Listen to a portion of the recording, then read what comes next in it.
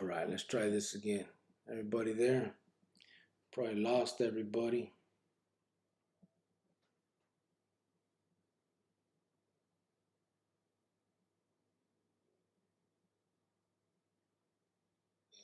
Everybody there? Probably lost everybody. Oh man.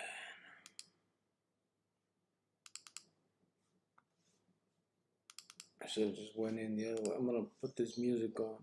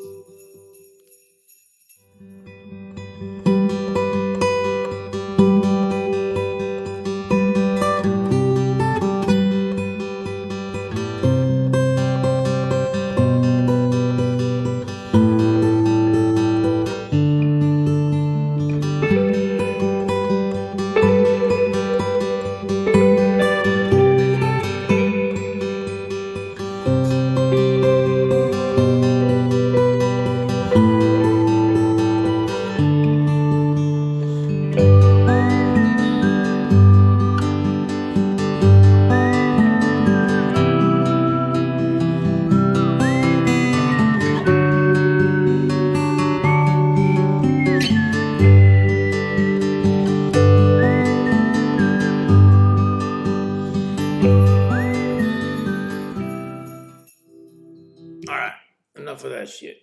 My bad. So I tried to. My Wi-Fi fell off, so I was connecting the cord, and for some reason it said the stream ended and it jumped away. But here we are. Anyway, I had to start a whole nother one. It wouldn't let me go back into that one. So here we are. JoJo says, salute. What's up, bro? Well, Mesa said, what the fuck? Yeah.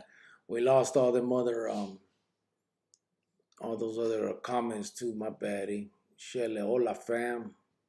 Bubba. RJ, what up? Chronicles Familia. Bubba Mesa, what up? JoJo. Graham's wife said, LOL. RJ said, you with a cricket. What's up, homeboy? How you doing, bro? JoJo, Arizona said, Cubo Grio. What's up, brother? How you doing? Oh, yeah. What's cricket doing? Said RJ. Hey, it was the Wi-Fi. It was choppy. I noticed it was choppy, so I connected the cord and I switched. And then it said stream ended. I don't know why it ended the stream. So when I tried to go back into it, it wouldn't let me. So I had to start a whole new one and just delete that shit. So Miguel Mejia, what's up, brother? What's good, Bubba from JoJo? Bro, I was asleep, said Bubba Mesa. Cricket is creasing the socks real quick. Yeah, right. How everyone doing tonight? I hope everyone had a good day from Ray Diaz. Lazy, I heard you fell back asleep. Yeah, well, right here at the computer, actually. Trying to get it going. I'm falling asleep. I was waiting for Chopper to be for real. Clover 28, you a big homie. Ray Diaz, hey, you only one cricket saint. Some last night. What happened, Ray Diaz? Back at it again. Tie 602. What's up, homeboy? Awesome person. Saludos, cricket. Hope you're good, bro. Hope you got some sleep. I said, yeah, I did. So I fell. I slept most of the day. Yes, I actually woke up real fucking late.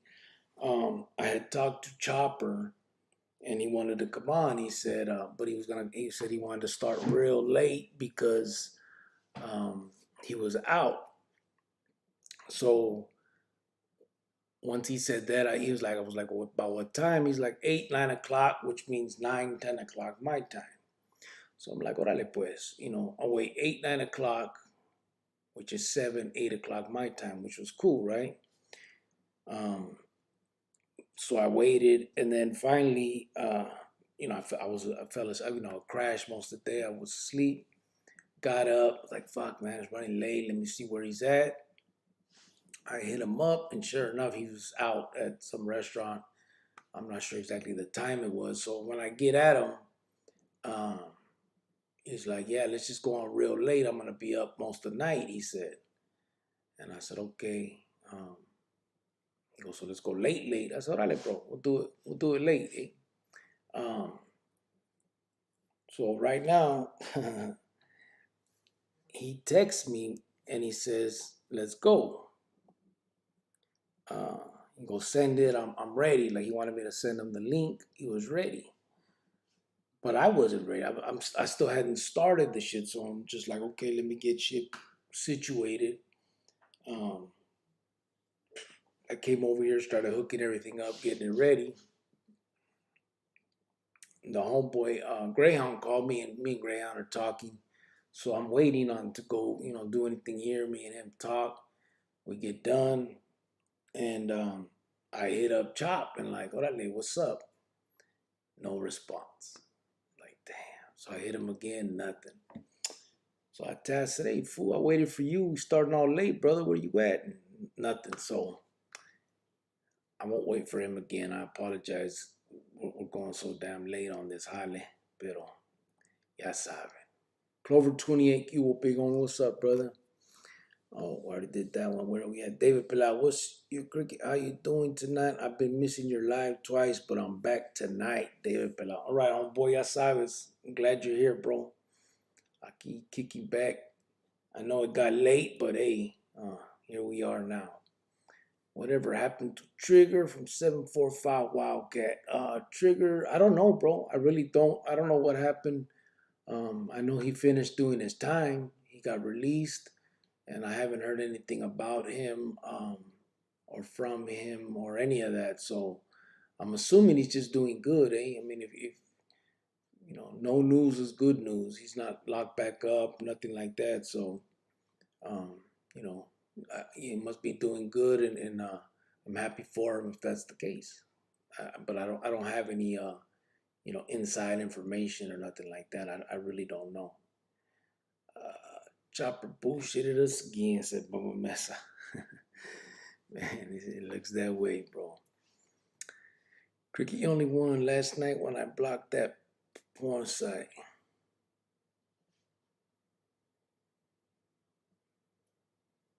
Oh, you blocked it, eh? Yeah, I tried to block some too. Thank you for my ranch, Ray Dia. Yes, sabes. Mastodon, time to look for a new Coles cricket.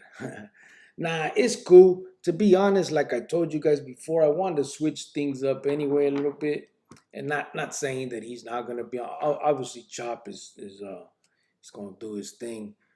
He'll be on here, and we're doing this. But like I told you guys before, I wanted to start adding um, other people too. I want other people that can tell uh, their story the way that I've told mine. You know what I'm saying? Like that way, I want people to see all the different examples of what that life leads to. And to be honest, I would like to interview people or talk to people that didn't go down that life. So, you know what I mean? Like, I'm telling you guys, I got an email a while back, and uh, it was, I mean, he wasn't offering to come on or anything, but he was saying, like, I grew up in this barrio. He told me the barrio. He told me some of the people he knew, which were people that I knew from the Pinta. Those were his homeboys. And he was like, and he was a fireman, had been a fireman for like the last 10 years, was doing real good.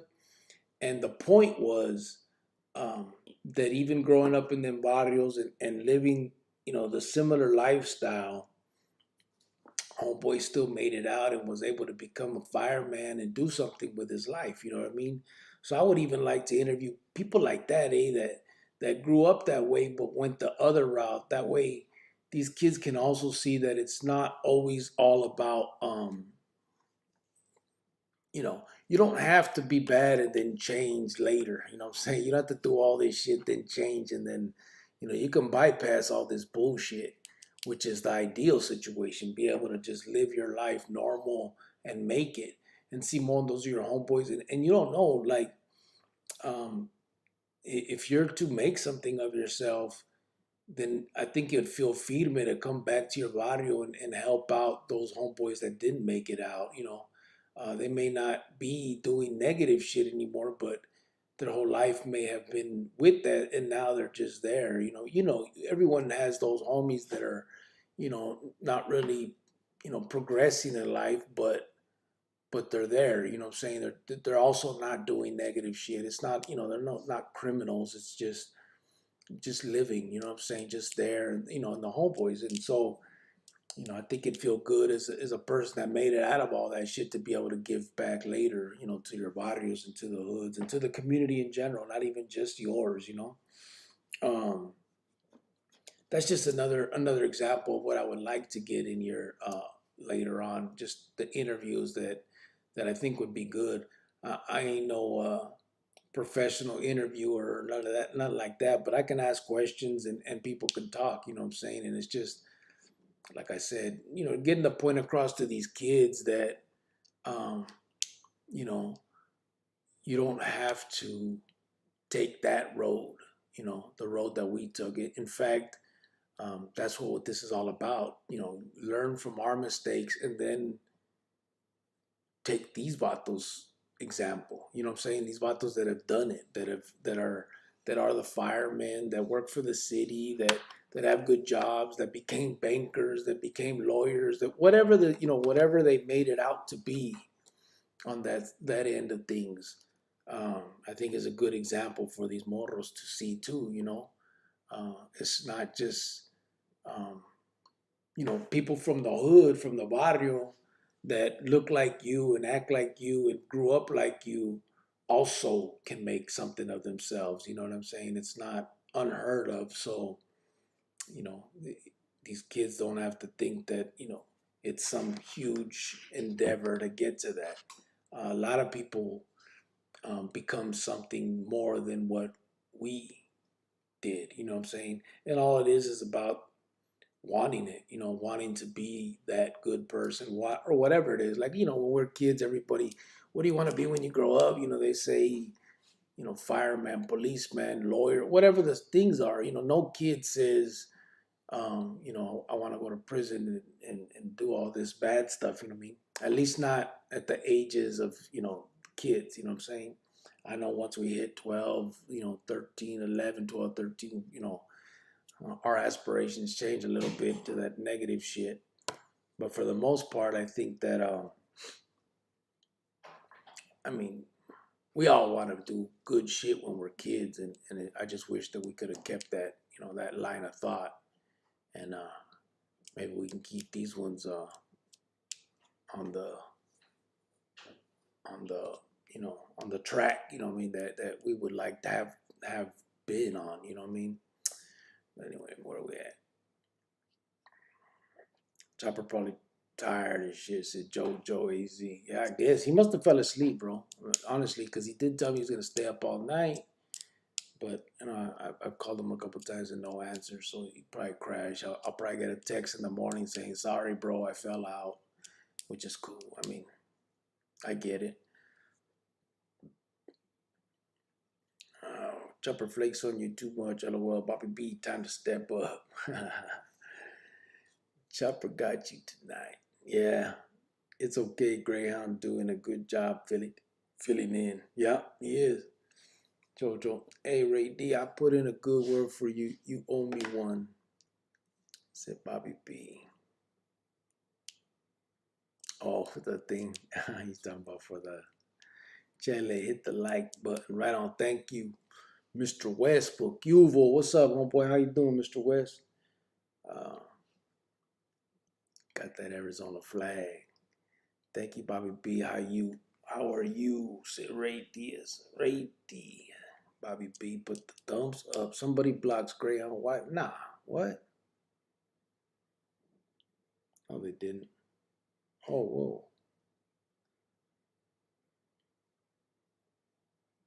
Oh, Bubba Mesa did. And then JoJo unhid. They had her hidden and then unhid. What happened there? Just hitting buttons on accident?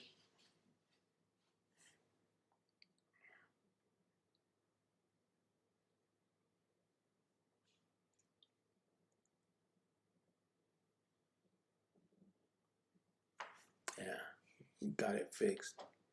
Um, I'm sure it was an accident. I unblocked her though. I saw that, JoJo.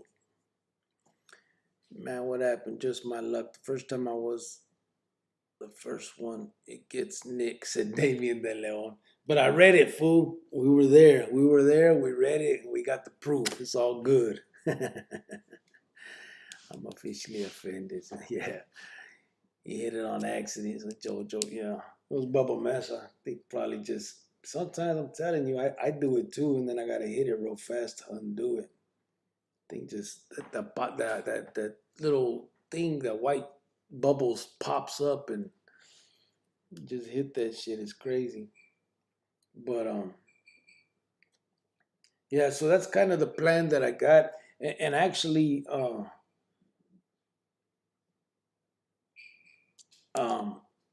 we actually need to. Well, I wanted to put out too, so that anybody that would like to do like an interview on here, would like to talk about whatever it is that went on. Like I said, it doesn't have to be uh, on the negative end, uh, all the way around. You know what I'm saying? Whatever it is that you got going on in your vida that brought you to where you're at, all that stuff. Hit me up on the email. Let's get on here and rap about it. I think that's a good way to also show these examples that we're talking about. Uh, the lifestyle of all of this, and I know my focus is the Emmett thing, because that was my route. Um, and I really do want to make sure I emphasize that with these morros that I know are looking up to them vatos. But also, I mean, I know I say that kids are going to be kids. They may just knuckleheads. They'll get locked up and they may need that. But I mean, if there's any way that they can, not do that, say if they can, if there's any way they can, before starting all that, they can actually learn from us, even on that end, uh, that'd be feed them it too. You know what I'm saying? That'd be a great thing as well. Like, I mean, avoid it all, not even have the chance of the MS side of it. You know what I mean? Because they never hit the pinta and all that.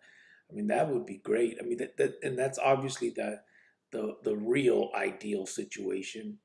Um, so, like I said, anybody that would like to come on and rap about whatever brought them in the life, out of the life, or where they decided not to be a part of the life. You know what I'm saying? That banging at in the 90s, or whatever ages you were doing it at. You know what I mean? 16, 17, and then when you were 18, 19, 20, whatever age it was, and you said, man, fuck this. Whether it's you got your ruca pregnant, you decided to do right by your kid, and you just did, went that route. Because I remember a lot of homeboys would do that. Um, that's what kept a lot of homeboys out of trouble once we were getting older. They got that ruca pregnant, and that was it. They'd go get a job and they'd be taking care, and they still came around. You know what I mean? They would still, we'd still have the backyard parties, and they would show up for that type of stuff. But they weren't the ones that were putting in the work anymore. And at the time, how we thought about it, but honestly, those were the smart ones.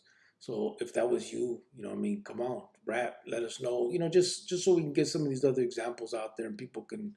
And I'm not even, most of the people in the chat know these stories, but any of these kids, any of these people that we can get these stories out to, just so that we can show the examples. I'm not the only one that went through some shit. I mean, there's so many people, that went through the exact same shit I went through.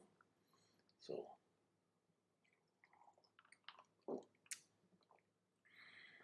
so sorry. My phone was in my pocket. I apologize. I hope Graham finds some interesting battles to interview. Yeah. Yeah, I'd like to see that too. I just wonder. So on that end, I wonder what the best way to do it would be. Like, what do you guys think to actually talk to him here, or interview him in a video? Like, do it, like record it and then put it out later. It'd be basically like here, but you know what I'm saying? Like, instead of live, or would it be better doing it here so you vatos um,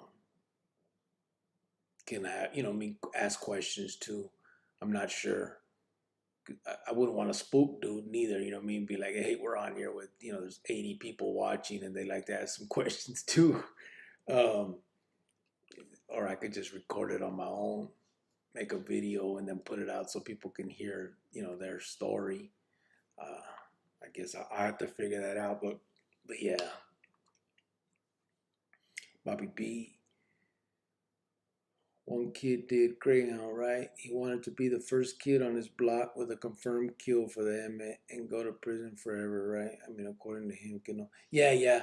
But, I mean, a lot of kids had that. I mean, me too. But I'm talking about little, when we were little, you know what I'm saying?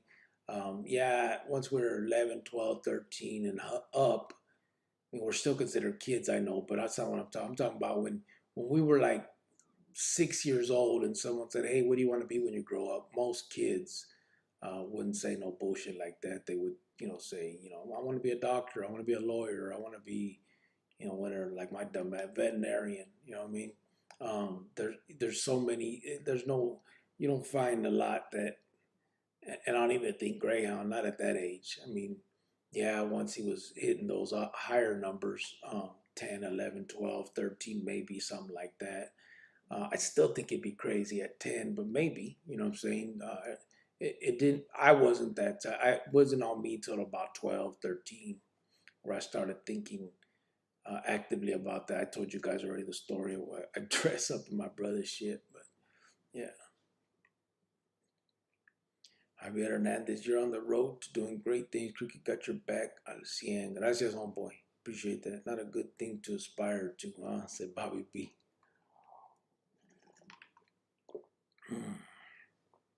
Can we have a voice recorder? We can have Graham interview Vatos and you edit the audio for him. And you can premiere those. Nah, I don't think he can. Matter of fact, I asked him. Because I know in the state in Arizona, you used to be able to do talk tapes or correspondence tapes, they called them. And Spencer, you could buy the tapes from commissary, and you could record yourself talking and send it out to your people as the correspondence tape. So I asked him, I was like, "You guys get that?" He's like, "Nah." So yeah, they don't have nothing like that. Bobby B, you gonna share your story? Said Shelley. Cubo, Cricket, and Gente left on the live cast, getting ready for the jale. I'll go back and watch while I'm at the jale. What's up, Bobby B? What's up, Ben Cuevas? All right, brother. We'll be here, bro. Kind of just getting started, so you're definitely gonna, as long as the Gente can last, I'll try to, we'll be here for a little bit. Bobby B said, JoJo, funny. Miguel Mejia video, that way we can get more views. Yeah, it'll get more views. Beezer said, "What's up, G? What's going on, Beezer? Keep on, boy." Javier Hernandez, Bobby B, how about a cricket mask? EJG.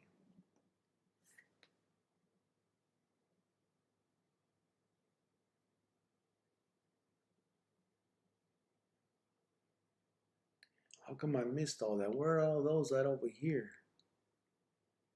Wow.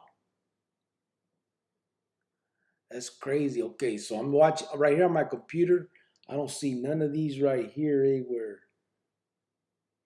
Okay, right after Ben Cueva says that, then Bubba Mesa said, "Bobby B, you can wear a Chewbacca mask and tell your story."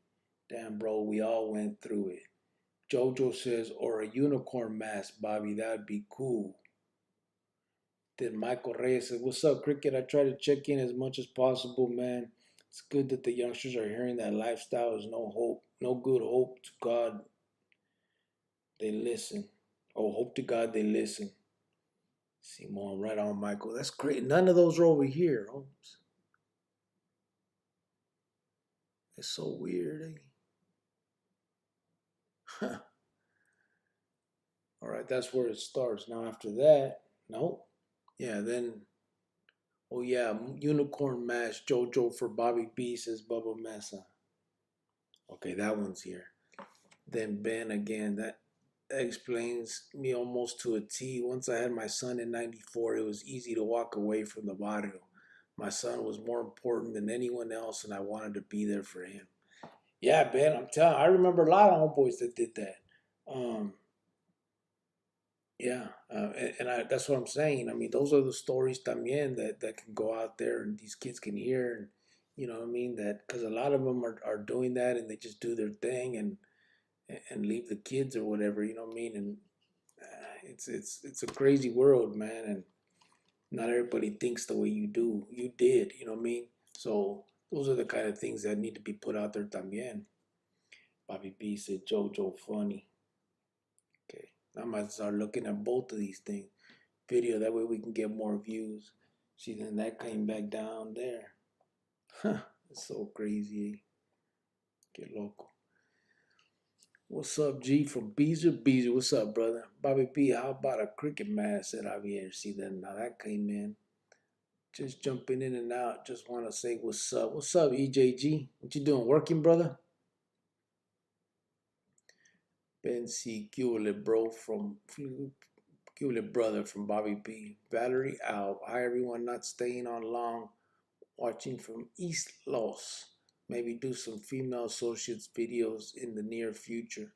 Yeah, both sides. I mean, the little youngster Rukas are getting in trouble the same way. I mean, absolutely. I mean, everyone needs to hear the stories that relate to themselves. So, yeah, that's definitely something that needs to be done as well. Have you seen stories written by a current prisoner? I think his setup is pretty good as people call in. Yeah, I've seen that. And on that one right there was, I was, uh, I'm actually thinking of doing similar when these brothers end up hitting the yards, the ones that have done the renouncing here recently. As soon as they can get to the phones with where they have longer, calls and more a week, then I was thinking of I'm probably gonna do that. Graham's wife, yeah, but he has explained why he did what he did. He didn't have the family most people have, and until you understand that, you won't understand him. Yeah, but I mean, many people did it. It's not just him. That's a lot of people's story.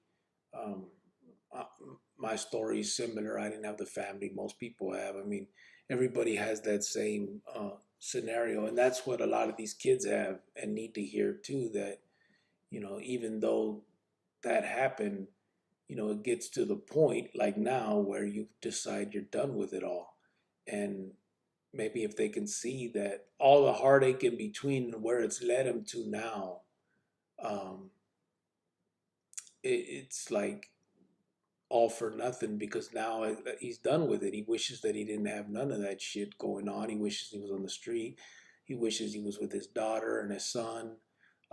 So all these kids need to hear all that type of stuff too. You know what I mean? They need to hear that because a lot of them are the same way. They don't have the same. They don't have good families behind them, or loving.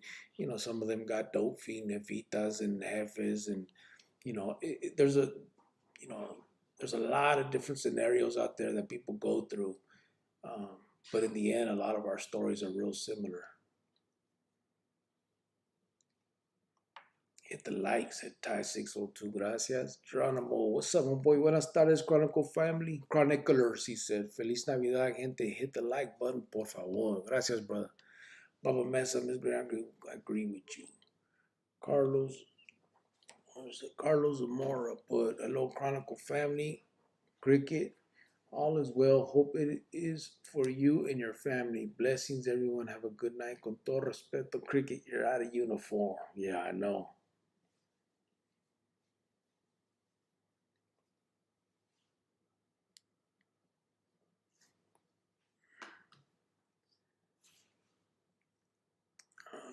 Jojo AZ for the laughing thing. Geronimo de los Cielos Cricket, you look marvelous. Right on. Appreciate that.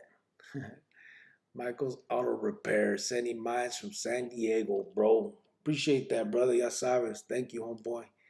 Michael's Auto Repair in San Diego. Órale. Appreciate that. I got family in San Diego. Chula Vista. RJ, everyone hit that like.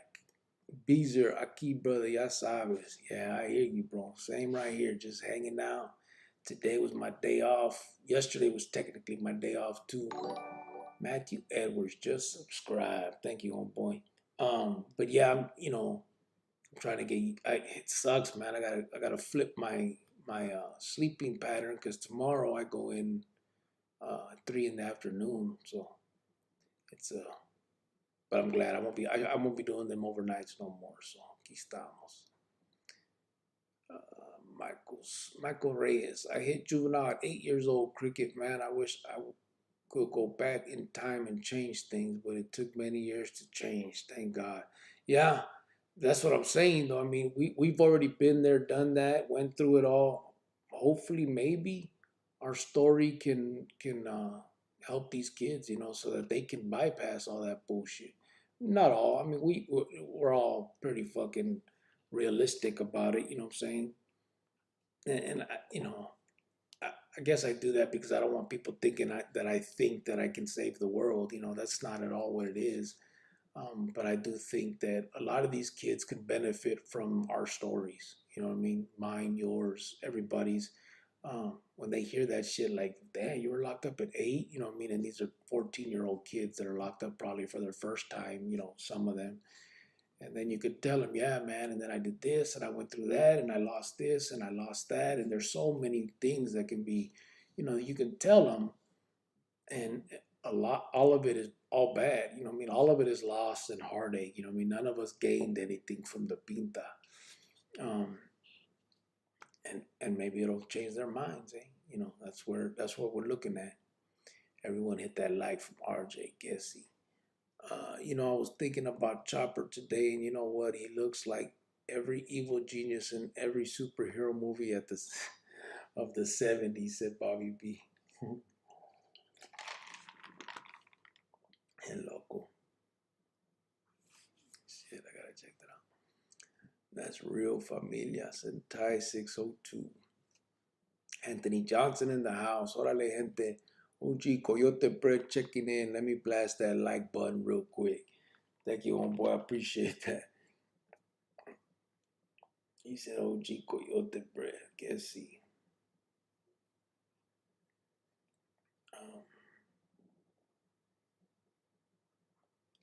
What did I do here? That one should be gone, yeah.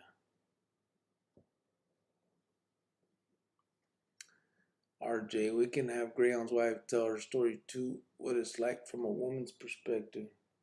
Yeah, I was thinking of doing that too with Maruka, kind of talking about um, having, sat there for kind of all of it.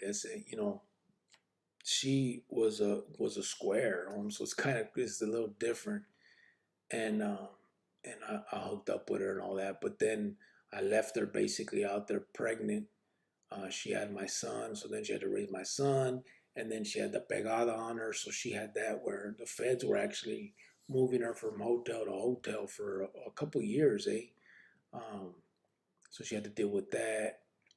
Um, on top of me not being around to support her or help her in any way, you know what I'm saying? I'm just locked up. We'd go through periods where we couldn't even talk because, they moved her and changed it. I would try to get a hold of her.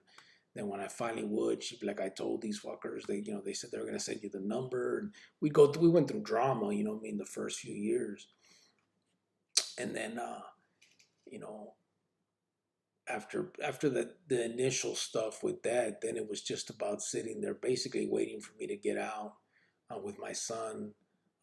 The stories she had to tell him for she didn't lie to him, um, but she wouldn't tell him like what I was really about. You know what I'm saying?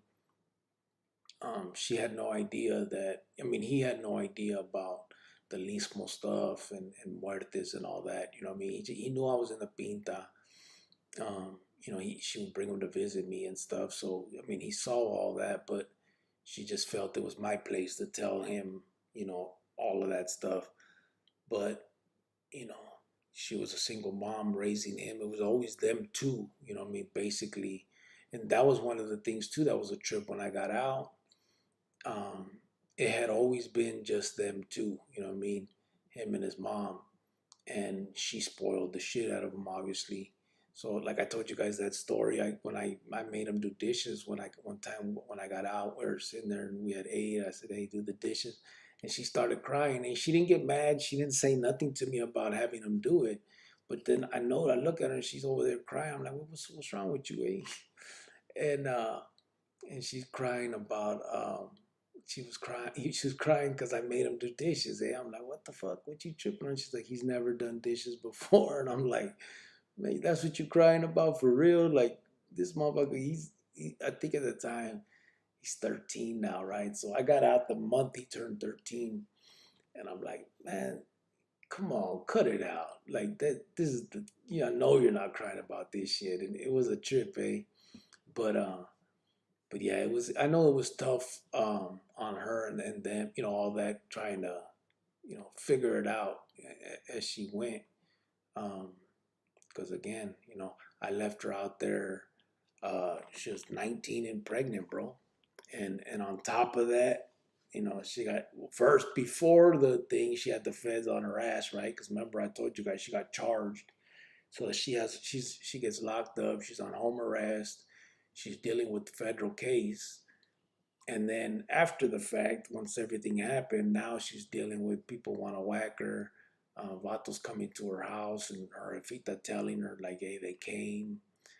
By then, I mean, she was in a safe spot, but even that was tough. You know, what I mean, having to, she did, at the whim. Them vatos be like, "All right, we're moving you over here."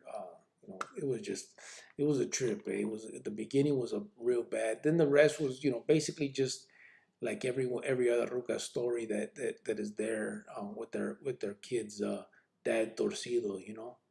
You got the ups and downs through it all, and it's tough. It's got to be tough. You know what I mean? Oh man, so yeah, I've thought about actually doing a video on that end of it too. Just kind of try to get some of that stuff out there. También on some of these girls, bro. These young girls they got a lot of power over these little dudes. You know what I'm saying? The ones that really are, I'm not talking about no, just little trampas that are, hood rats. I'm talking about the ones that are with the vato for, throughout high school. That's the main vato, and he's still acting stupid. Uh, um, she has a lot of power to pull him back. Eh? A lot of them don't because they're doing the same thing, but they can learn from these type of stories and be like, damn, man, I don't want to end up, being like that.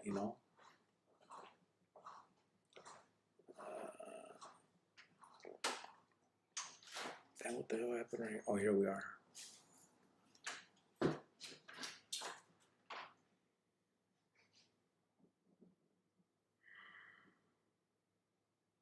Bobby B, for me, it was 96. My son was born.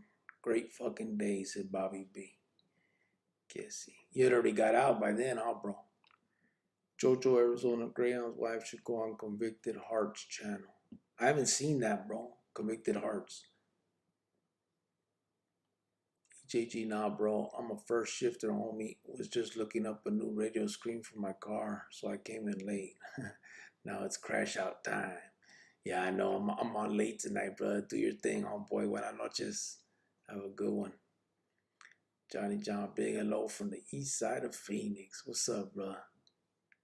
Johnny John. Valerie out. I mean, associates, as in revenge or turning on their spouse, partners.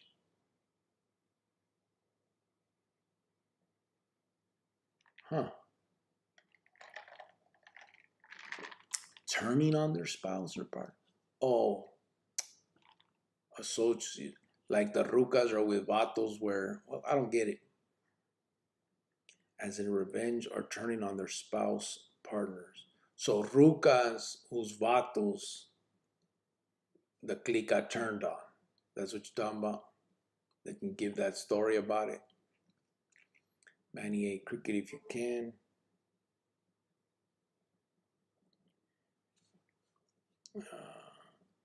Cricket if you can. And I understand if you can't. Can you give us a rundown of who's now renounced? Um, Damn, Manny A. It's kind of a long ass list. It's kind of easier if you guys just ask because I don't know. I mean, I'm not. I don't have the list like at the top of my head. Hold on, real quick, everybody. I'm sorry.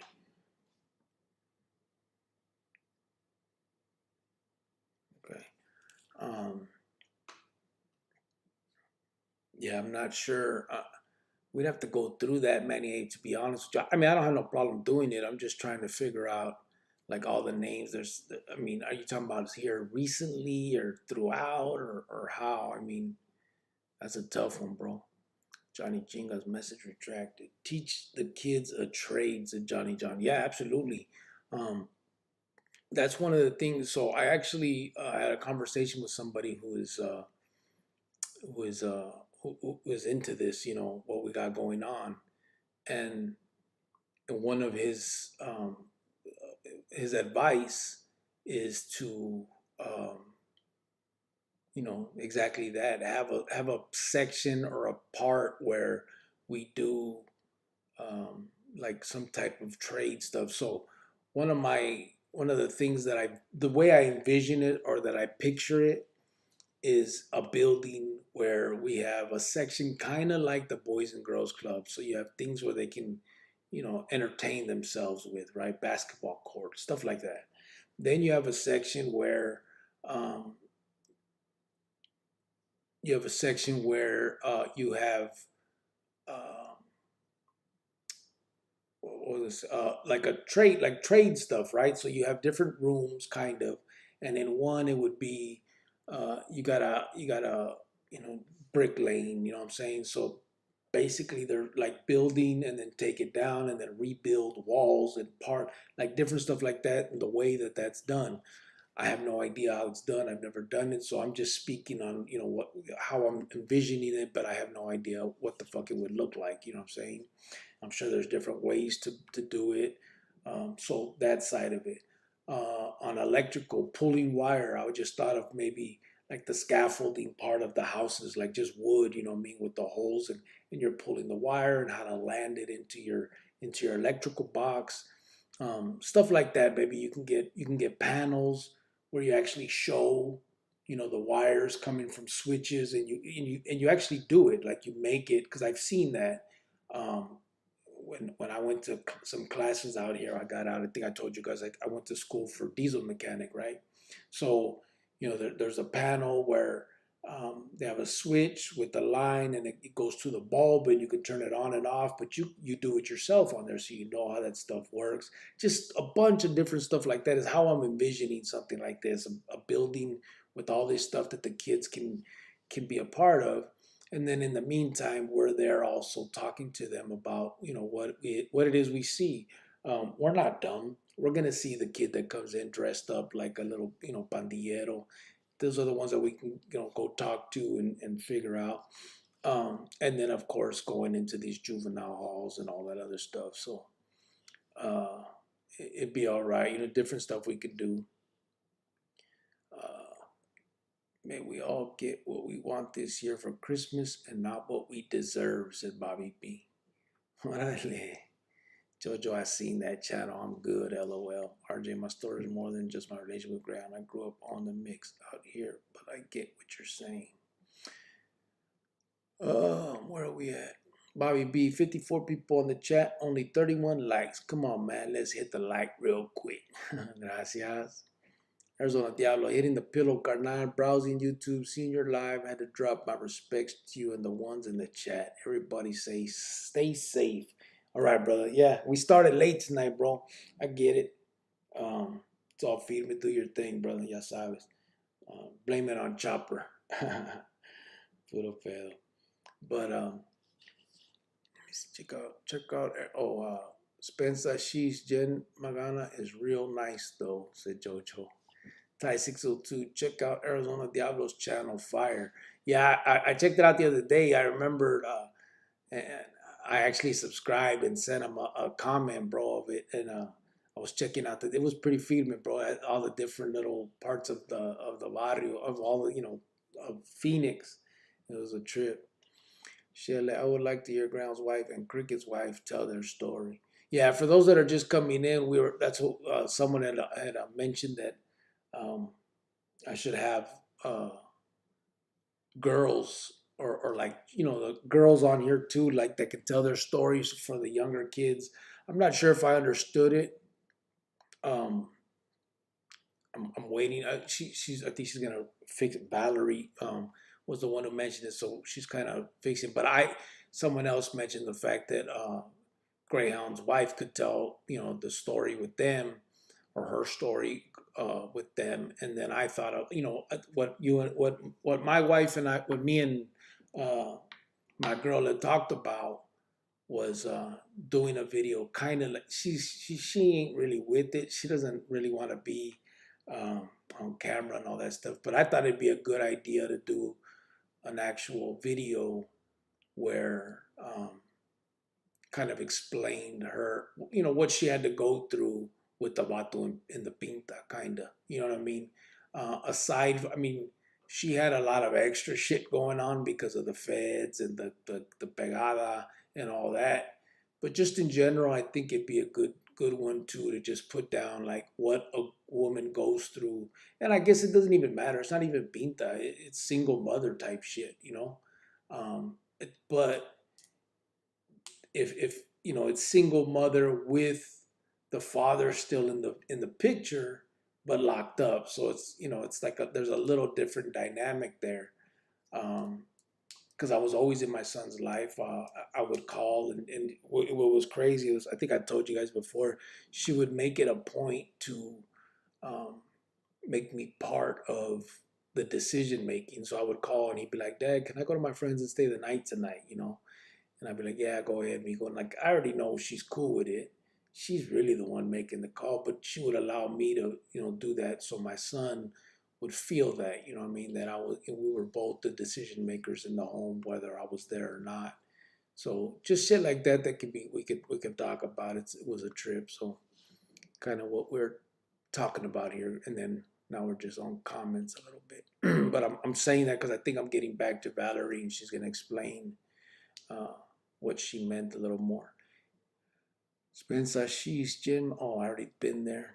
My Correa, my grandkids are my world. Cricket, I messed up with my kids growing up, and when I quit all the dumb stuff, told myself I will not put my grandkids through it. And man, glad I made that promise and keeping it. Yeah, that's feeding me, bro. Absolutely. It's hard, man. That's what's crazy. We have these mistakes that we learn from, and now we're able to do right by the next generation, right? The grandkids and stuff. Um, but that's why I hope that maybe we can have these kids learn from our mistakes. They don't have to make them themselves. It's going to be the same shit. Whatever they do is going to be the exact same thing that we've done already. Um, the consequences of it is going to be exactly what we've already had with us, our own consequences of all of this shit. So hopefully they can take that and run with it. But yeah, that's feeding my Correa. Salute to you, brother, for doing that for the grandkids, bro. Jojo AZ put down. Salute to Jovan 100. Valerie, she retracted with. Let me see. Oh, okay, hold on. I have a neighbor who has 10 and 12-year-old kids. They like my cars and Harley Davidson. I pay them to clean them up. I bought them a soccer ball and try to be a good role model. Yeah, that's feeding me. See, little things like that actually do mean something. Um, I remember when I was a kid, there was a neighbor across the street, and I would go over there in his garage. He had his garage hooked up with like it was like tools and shit, and it was just cool to me. You know what I mean? The older, he was just like he wasn't no pinto. He wasn't no none of that. He was just a regular ass dude. And just it was just I never forgot that shit. It's like crazy. Like kids when they get an adult's attention, and the adult is actually um like nice, and like they're cool, they're showing you stuff that positive shit. I'm not talking about these idiots that run around with the kids and want to act like they're banging when they're fucking 30 years old. I'm talking about the others, the good people. It actually leaves a lasting impression in kids, I believe. I mean, it did in me. So yeah, that's feeding me right there, Javier. Hey Valerie, you didn't have to detract that it was okay, said Bobby B. She created that life. We have choices. Bobby B, thanks. Say whatever you feel, Valerie. What happened? Let me see. Salute to the ones strong enough to stand by their vato. Big respect for me because it's a huge sacrifice. Ben Cuevas, much love. Damn it, jump. Where do we go? Where do we go?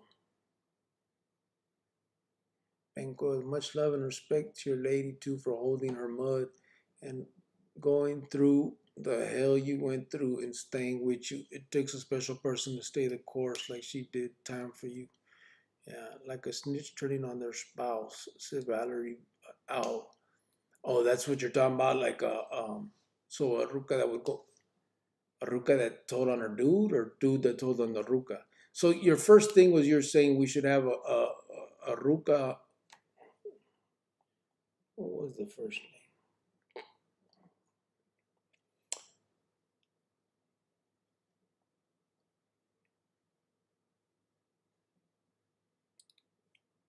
Okay, so you said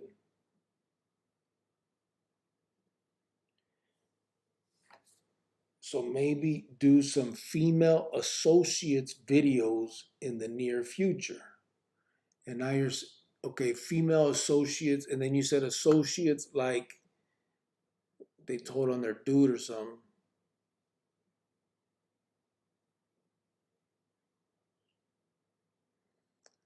Um, like a snitch turning on their spouse. I'm not sure if I'm understanding. Like a female associate that tells on her dude. I'm not sure how that video would go. Ben Cuevas, both to enjoy life. Bobby B, whether a woman leaves or stays, a man can't be mad. It's a woman's choice. Yeah, absolutely. I mean, most of us tell them to go, you know. We kind of know that it is what it is. Uh, Lucky to be with the queen, blessed, tie 602. That's feeding me right there, bro. I couldn't stick by no one going to prison and leaving their babies. I left my loser ex decades ago. Kids are successful now for it. Yeah, I mean, it's tough. Like I said, you know, it's always some people do it that way. It depends. Like I said, me and Maruka, we didn't know she was pregnant when I got torcido on that one. And I had already done the muertes that I had done by then too. I mean, all of that stuff was hanging over my head. Yeah, I was gonna get hit one day, um, and so when I got out for those 11 days, that's when I was out there for 11 days with her, and she was actually pregnant. But I mean, by then it was too late. You know, all the murders had been done. Everything had, it was already what it was.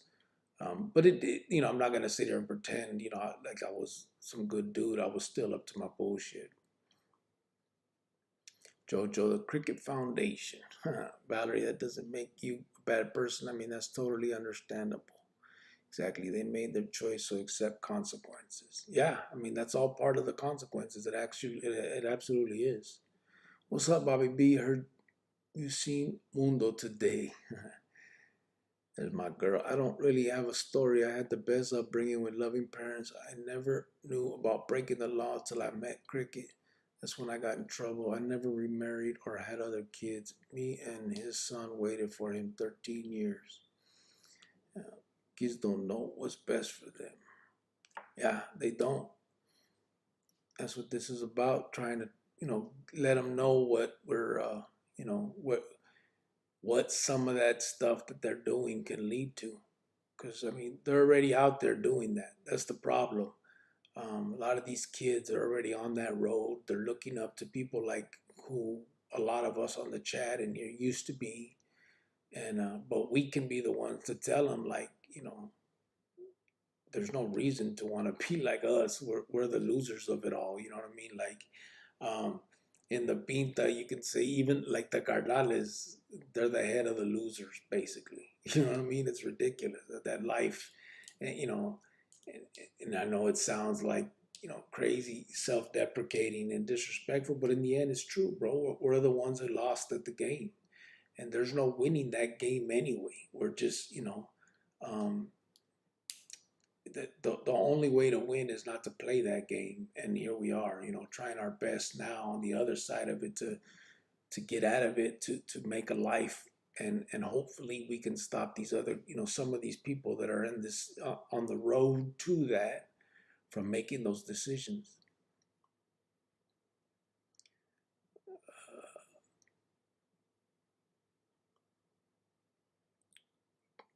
Well, in my opinion, if you have kids with vatos in the mix, then you should know what to expect. It's 50-50. Yeah, and there, I mean, that's also another thought of it. You know what I mean? Like, and I remember I used that on my ruca actually. I never begged her to wait for me. I actually told her not to. Told her do her thing that she couldn't, and like I said, she got mad. Remember, she got mad and like, don't tell me what I can and can't do and all that, right?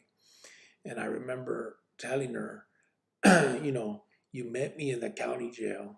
I was already a carnal. I was already doing. I had already, killed, done stuff, a lot of stuff. And did you really expect me to get out and become a doctor? I mean, come on. You knew what I was. You know what I'm saying? So there's that too. I mean, um, it's a little bit. I think it's gacho or a cop out to say, um, you know, you you got locked up, so it's your consequence, and that's cool. I get it. It is true, but don't pretend like we hid it from you or it's somehow an offense to you. You knew very well what I was doing, and I'm not talking to Maruka. Maruka's been. I mean, she cooled through it all. We know she knew. It was what it was. The consequences are what they are. But uh, we definitely know that it does take two when it comes to that. Now, there are some situations where the ruca doesn't know anything about what her dude is doing. He may be living a double life. But check it out. Valerie donated $5. Much respect. I couldn't deal with that shit. Started like my ex. Glad I walked away years ago. Much respect. Yeah. I mean, so some people, it just is what it is. It just depends. You know what I mean? I appreciate that $5. I really do. Um, but yeah, I mean, everybody's situation is different. I mean, at the end of the day, that's the truth. Uh,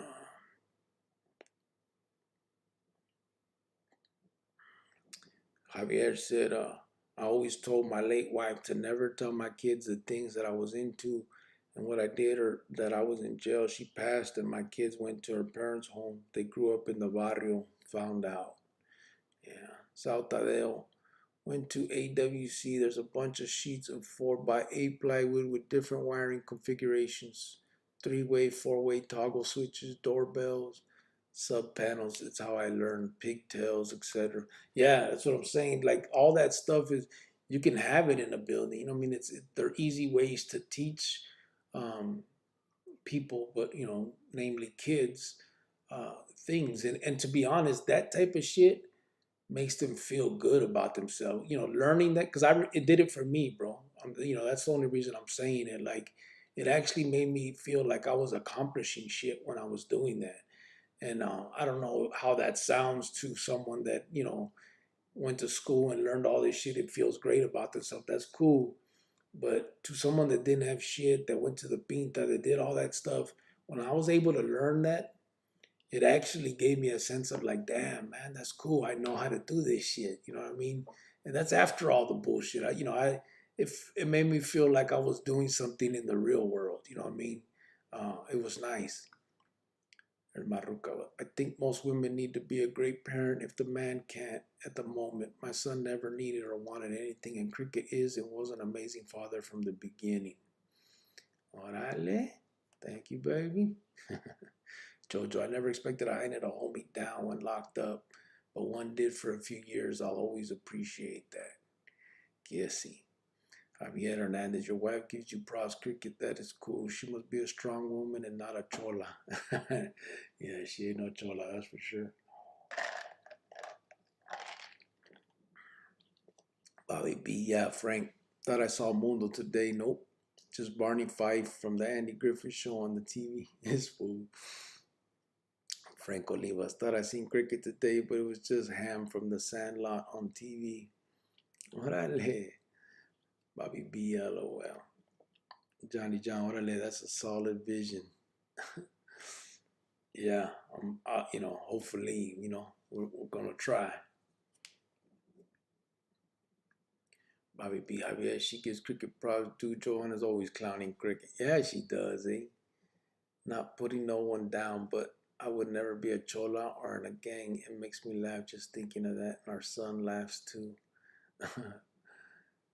Yeah, I can't imagine her as some little pandiera or so. It should be funny. You hit you hit it spot on, said Ty 602. Thought I seen Mundo today. Nope, it was just a documentary of El Subcomandante Marcos. What the hell? You came out of left field. Hey, Joanna, I never dug on Barrio Girl, said Bobby B. I got the IG going. Oh, yeah, yeah, Bobby B. Hello. Yeah, she started my IG. I don't have no, I don't know how to open it yet. She has it on her phone right now. She's trying to set it all up for me. Um, but I think she's already getting it started over there. So hopefully soon I'll be able to figure it out myself. Javier Hernandez, watch out, Bobby B. He has the scoop on cricket. Tom Dorfer, what up, y'all? Just got back from weed store. Damn, child-proof bags. I can't get this package open. Fucking Tom. Pedro Rodriguez Carrillo, what's up, Cricket? Hope that you're doing feed me. How can I get in touch with you outside this media? Saludos. Email me, brother. That's the best way. You can email me. Just let me know. Like, I know it's late tonight. If you wanted me to call you tonight, I can. Just email to uh, prisonchronicles1@gmail.com. Uh, that's the way to get at me. It's also scrolling at the bottom of the screen, the green one.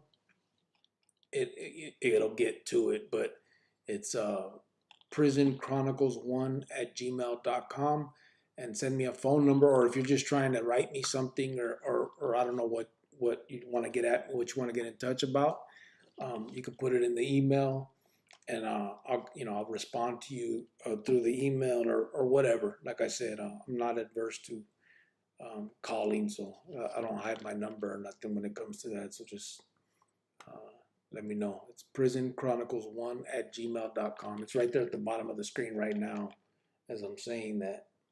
Uh, Hopefully you guys can see it. Cricket, oh my Ruka. I still laugh when Cricket calls me Ruka or Haina. Like, I've never been called that in my life. You've been called that ever since I hooked up with you, fool. Valerie, hell. Michael Reyes, me and my lady grew up the same way and look back and thank God we live a different life now. Yeah. Ty 602 said, preach. Orale. Cricket's wife, my father called my mom vieja. She called him viejo. Yeah, we're going to get there probably. Javier Hernandez. Oh, I just read that. Shit. Bobby B. My wife never knew about gangs. She's from the suburbs of Chicago. Javier, well, that's sweet. Valerie, I appreciate that. That five. Valerie out, right? Everyone hit the like. Thank you for that. I appreciate it. Bobby B, my dad called my mom honey. My mom called my dad sir. Yeah, I mean, I call her babe mostly. I mean, I don't call her Ruka like, hey, Ruka, come here. It's not. It's just when I'm talking about her, that's my Ruka or whatever, you know. Respect Battery from Thai 602. South Adele. Hands-on learning is effective. Plus, you can boost their confidence. Have them imagine possibility for themselves. Guessing. Yeah, that's the main thing. That confidence builder. It's exactly that. Like I said, you know, may not be able to get them certified and all that right then and there, but at least it puts that the seed in their head that they can do it. You know what I mean? Once they start learning it that way and they actually putting things together, like you said, they do the switches, a three-way switch, and they put the bulb and they hook it up, like all that shit will make them feel like they're accomplishing shit and that they can do it. You know what I mean? That it can be done. Then that's when they start thinking, "Fuck, I think I want to go to school for this and learn more." And it's no longer out of their grasp. You know what I mean? RL. Good evening, Carnal. What's up, RL? How you doing, brother? Cricket's wife. Yeah, I knew what you were, but I didn't expect to fall in love and want a kid. I was 18 when I met you and a little naive. And look, you went back and struggled a bit at first. That wasn't fun. Yeah, a little bit naive.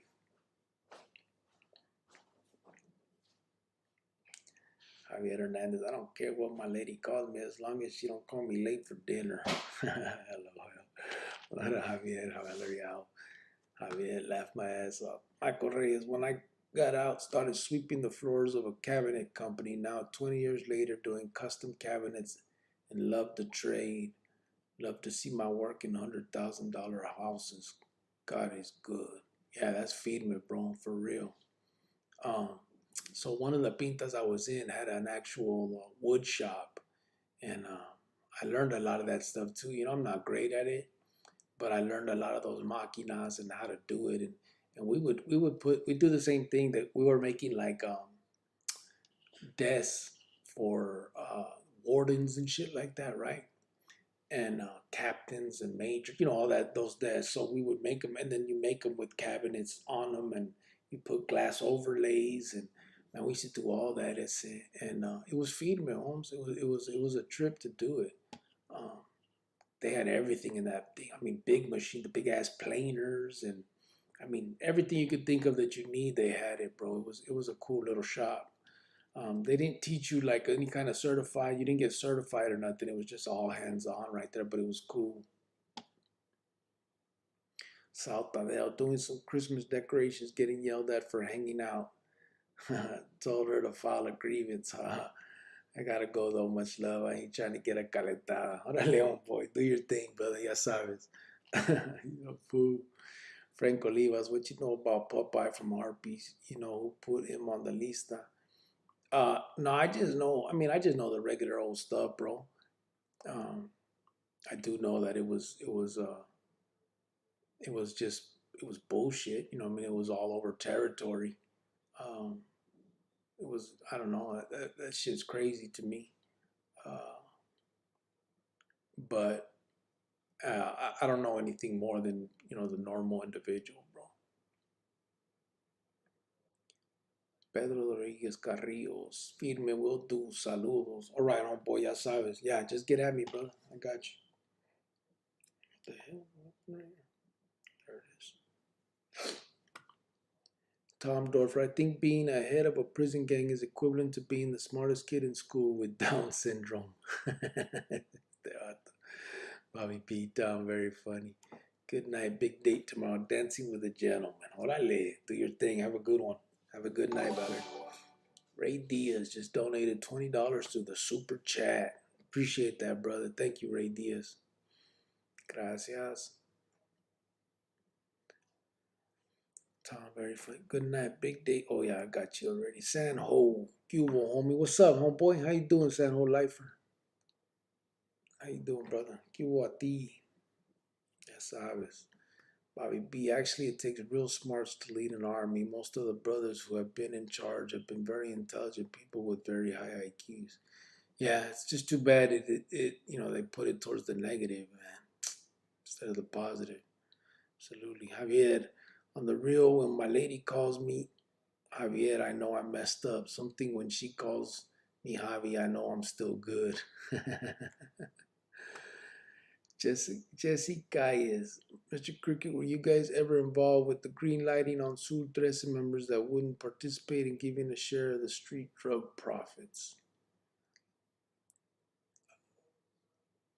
No, we were not. That was a California thing, and yeah, in Arizona, we didn't green light any sureños or Sur 13 or nothing like that. That as far as I mean, um, as far as we were concerned, I mean, you got to remember what type of individuals we're dealing with. So yeah, we're legends in our own mind, and we want everybody to pay if we can get it to get done. But they didn't have a real established network of taxing on the calles. You would get carnales that would get out and uh, and they would tax fools. They'll tax their barrio, or if they met up, they found out some vato was slanging dope. they'll tax that, dealer. Stuff like that would happen, but it was never really, they never really got it going to where it was on a big scale, um, multiple, barrios and stuff like that. So, yeah, that it just didn't happen that way. And as far as green lighting Su 13 members that wouldn't participate, no, I mean, never like directly just Su 13 vatos. I mean, everybody, like if I felt, I'm only using me as an example, it never happened. I'm just saying, if I felt that someone was, avoiding pain after I've discussed it with them and we know what it is, then obviously that person I would put a luz verde on and try to get. Um, but it was that type of stuff was few and far between. Usually they didn't say no. And um, the problem was with the brothers that, I felt, okay, it's crazy. I'm gonna sound like I'm just trying to make myself sound good, but it's not that. I felt I was pretty fair, and I knew a lot of them that were. The problem is the older carnales that had been out prior to all of us, so had kind of messed all that up. They would double dip. They would kill at will vatos that they felt were being disrespectful or wasn't giving them what they felt they had coming. One quarter would become a third, would become a half. You know what I'm saying? It was always like they always wanted more and more. It never ended at just that. So a lot of these vatos, when we got out later, some of us, they would avoid any contact with any carnales. If, people heard that a carnal was trying to talk to them, they would do everything they could to avoid that. It wouldn't be blatant, like they wouldn't, like if I walked up, they're not going to take off running. But there'd be excuse after excuse. Like if there was some middleman, and I would tell the middleman, hey, what's up with your homeboy? I'm gonna rap to him. Oh man, I don't know, bro. He hasn't answered his phone. Or okay, let me get a hold of him and we'll figure it out. Or let me see, or whatever. Or I would finally get up a phone number, and I would call that person and be like, hey, let's sit down and talk. And the vato would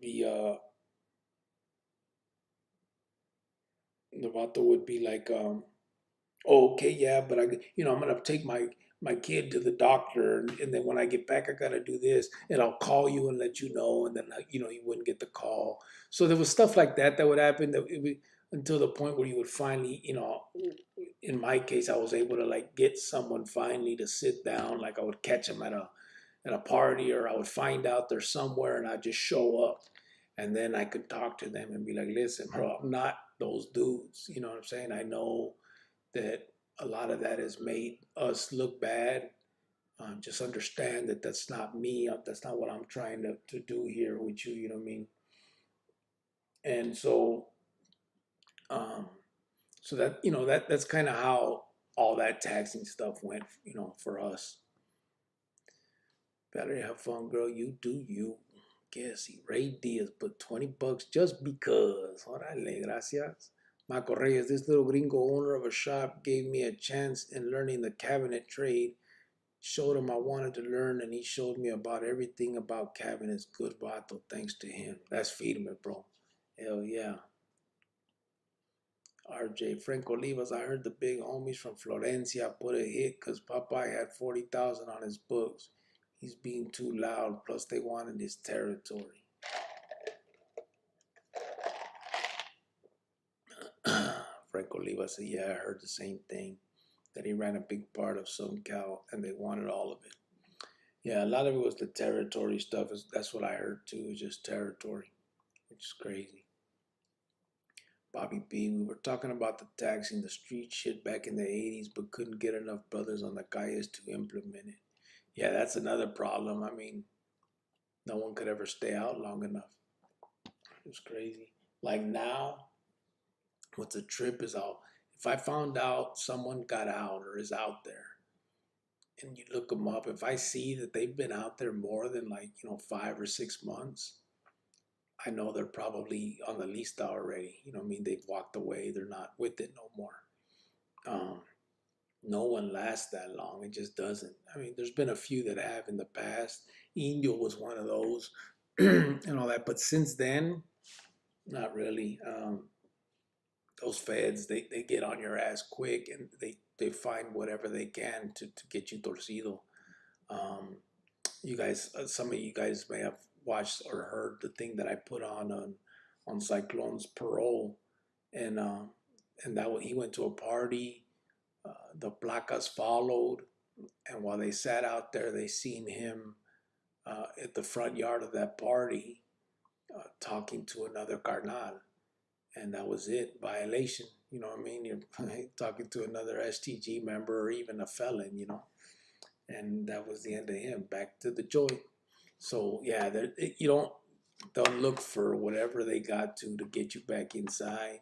And if you're an active carnal, they don't have to look very far. You know what I mean?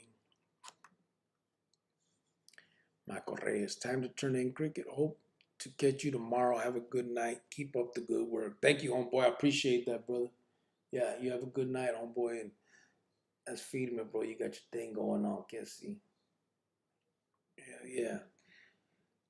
Real quick, right now while we got this little interlude while nobody's typing, please don't forget, we got the Christmas fund going for the kids. Um, Homeboy Francisco VP put us over that goal, but if we can get any higher for whatever we can do is obviously uh, the more the better, obviously. So please, if you guys got any extras, anything that you guys can give for that, do it to the Cash App and to the Venmo. Both are P Chronicles with whatever symbol is. Cash App has that cash symbol with P Chronicles. Venmo has the at sign or the and sign, whatever it's called, with Venmo with P Chronicles. And just please put in the memo that it's for the Christmas fund so that I can make sure I have that, because now that we have this nonprofit, I have to keep track of all that stuff for the IRS. So I appreciate that. Enough of that. Brutas hit Popeye because he wanted olive oil's nalga. Oh, Bluto. Bluto. Javier. Bobby B, listen to that violation hearing and that carnal answer the question all wrong. Straight pendejo. Yeah, he did too. Ah, you stupid. He said us or some shit like that. We. Have a good night, bro. You going to sleep, David? También. Have a good night, brother. David Pelayo. Getting bouncing, brother. Next week's going to be really nice in the day here in Phoenix. Oh, yeah, the weather's getting... Yeah, this is the time of year where it's feeding me right there, bro. Everywhere else gets cold and stuff, but right there in Phoenix, it gets to where, like, you just walk around and enjoy it. Real nice time right there, for real. Yeah, I like Phoenix around this time, man. Absolutely. Let me see. How many likes are we looking at? 55 likes. I never used to pay attention to that. You guys got me. 55 likes in the house. Guessing. I need to look over here too in case I'm missing anybody's stuff.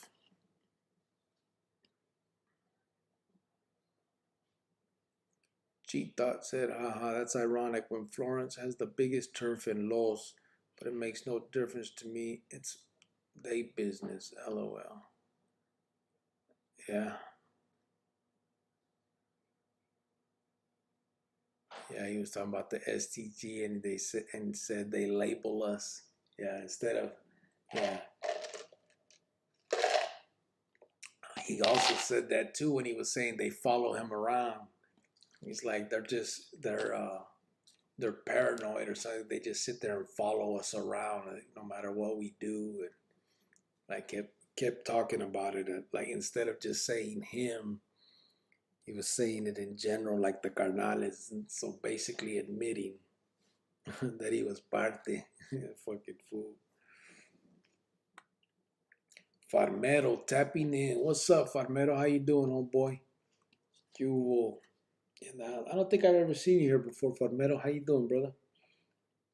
Glad to glad to have you here, brother. Got anything that you'd like to add? Any ideas you'd like to throw out to us? Ya sabes. That's what we're here for, homeboy. So uh, bring any ideas. Well, since you ain't never been here, you may not know exactly what I stand for.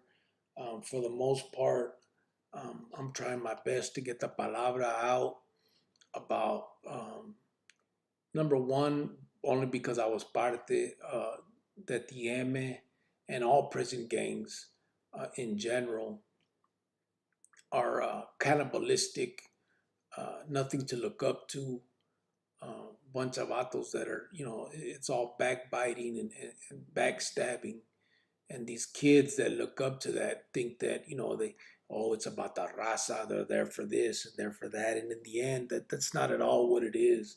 And they throw away their whole life for, a bunch of vatos that in the end would do you in a second. And so I'm just trying to get that mensaje out on that. That's like the number one thing that I go with, because that's what I belong to. But also, just the lifestyle in general. I mean, a lot of these kids need to know that you don't have to be a criminal. You don't have to do all of those things to be a part of your neighborhood. There's a lot of vatos that are from the barrio that grew up and now they're firemen and they're all these things, and they didn't have to go through the heartache and loss of what the pintas did to us. The loss of lives, that basically we all endured. Losing 20 years, in time. Our jefitas crying and all the memories lost. I mean, like Christmas is coming up, and there's a lot of Christmases that a lot of us lost to that juego. So that's kind of that's a little bit of what this is about here. Um, Bunch of like-minded individuals talking about that, trying to figure it out. I did start a nonprofit organization that I hope to be able to grow, where to the point to where we could actually offer these youngsters some alternative stuff, really be there for them. I'd like to go into juvenile facilities and talk to these kids about my life and what led me down it and what ultimately became of it because of it. You know what I mean? And so that's a little bit about what we got going on, bro. And I guess I'm putting that for everybody that's kind of new to the channel, to the chat, to the stream, to everything that we are. Just so everybody knows a little bit about what kind of things that they can bring to the table. Hey, you got any kind of topics you like to talk about? Any ideas that you think would help with what we got going on? Just throw them out there, and bro, let's rap about it. You know what I'm saying? It's crazy, farmero. So they used to call us farmeros too. Bobby B knows when in Arizona, um, that we had that split with the vieja, and the vieja was kind of aligned with, they had the vatos from California, so they would call us farmeros, um, even though in the end, the Nueva kind of won that out, and it's not really called the Nueva. Just basically the second faction ended up winning out on them, but it was a trip when he said farmero. That trips me out. David Maestas, Olive Oil had no nalgas. She was taking that drug, no acetol, no acetol. David Maestas. Javier, my good friend just moved to Phoenix. He said it's nice and sunny. He bought a house at a good price. Yeah, you can still get them, bro. You can still get them. They're going up because everybody's moving there, but you can still get some good prices on real estate. Eh? Frank Olivas, yeah, my neighborhood is big, but a lot of the surrounding areas don't have carnales from their hood, so they answer to someone like Popeye. Well, brother, you came on late. I was going to reach out, but figured you'd talk about the no-show tomorrow. Nah, I'm on. I was going to come on regardless. I was just waiting on Chop to let me know what's up. Farmero said, good, brother. I've been here a few times, carnal. Much respect. Órale, gracias. RJ, but David laughing. Farmero, I had asked you a few questions in a prior live. I'm from Salas, but lived in Yuma for some time. You got a great message, brother. All right. Yeah, I think maybe I do remember now. It just, the farmero thing threw me off because I know Califas, they use that for the vatos that are up north, but in Arizona, they used it against us a little bit. And, uh, and the, shit, the farmero thing started in Yuma. Gitas, tell him about Mundo too, how his MIA, but there have been sightings of him like Bigfoot. That's right, spreading positivity. Yeah, we trying, bro. Tom Dorfler, I spent so many holidays inside that now I don't know how to celebrate them. Those were the days we wanted over. We weren't with family. Yeah, that's the truth. Um, and those were the best ones. You know what I'm saying? I went in at 17, man, and I mean, those were still the times when everybody was young, and my older family, my jefita and all her family, cousins and brothers and sisters, they still came from Mexico and did things, and everybody got older now, and that's kind of over, and I missed it all. Now students, everyone say hello to our new student farmero. Córtate la chita, chitas. Hello, said Maruca. People see Bigfoot more than they see Mundo, said RJ. Bobby B, just look at the fellas who have walked away. Once the foundation of all that shit's gone on a list, 35 years ago, you would have never thought it possible. Even Ray Nino. Yeah, I got a wheeler from Ray Nino yesterday, bro. Hi, Farmero, now give me your lunch money, said Tom Dorfler. Cortatela. My hometown is Salinas, California. A lot of go back and forth to Yuma, Arizona. I'm a Farmero in every sense of the word. Guessy. G Thoughts, Tom Dorfler, saludos. Farmero, you got good taste in channels. LOL, said Pelon 18. Yeah, so I tripped out, when you say that, Salinas, who's from Salinas, bro?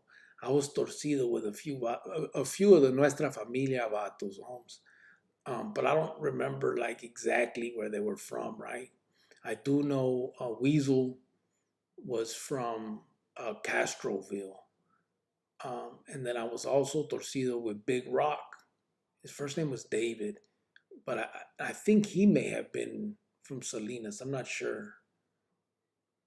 I'm not positive. Him, and then there was another vato named, he called himself, or they called him Chango. Last name was Zavala. Um, I think he was from Salinas too. He was one that he was NF. They shot him in the head, and he lived through it in his car. Um, he ended up living through that, and but anyway, he was one. And then obviously there was another one named Crow was there with us, but Crow I think was from, he was an older NF vato. He was already like in his 60s, and he was, but I think he was from actually from LA somewhere, from down south. And Death Row Joe was there too with us, but I think he was also, I think, from down south. Um, Farmero, you got good taste. Oh, that's Jesse guy. Much respect. I got out of BST in LB 92 exactly around the time that the taxing started. Moved to Phoenix in 92, right smack into the Trailas on 31st and Van Buren. Just as crazy as the LB life, I left. Yeah, 31st and Van Buren. Man, pretty much close to Mini Park and all that, right? He said just as crazy. Yeah. She ended up leaving. You don't live in Phoenix no more, Jessica is. Cricket's wife, hey Tom, did you tell Ruben hi from me? My poor cousin doing life. Oh yeah. He's not doing life, baby. He's on death row. San Ho life for sub farmero. Pelon 18, yes sir. LOL. San Ho life for Cubo. Spinal 209, wrench me.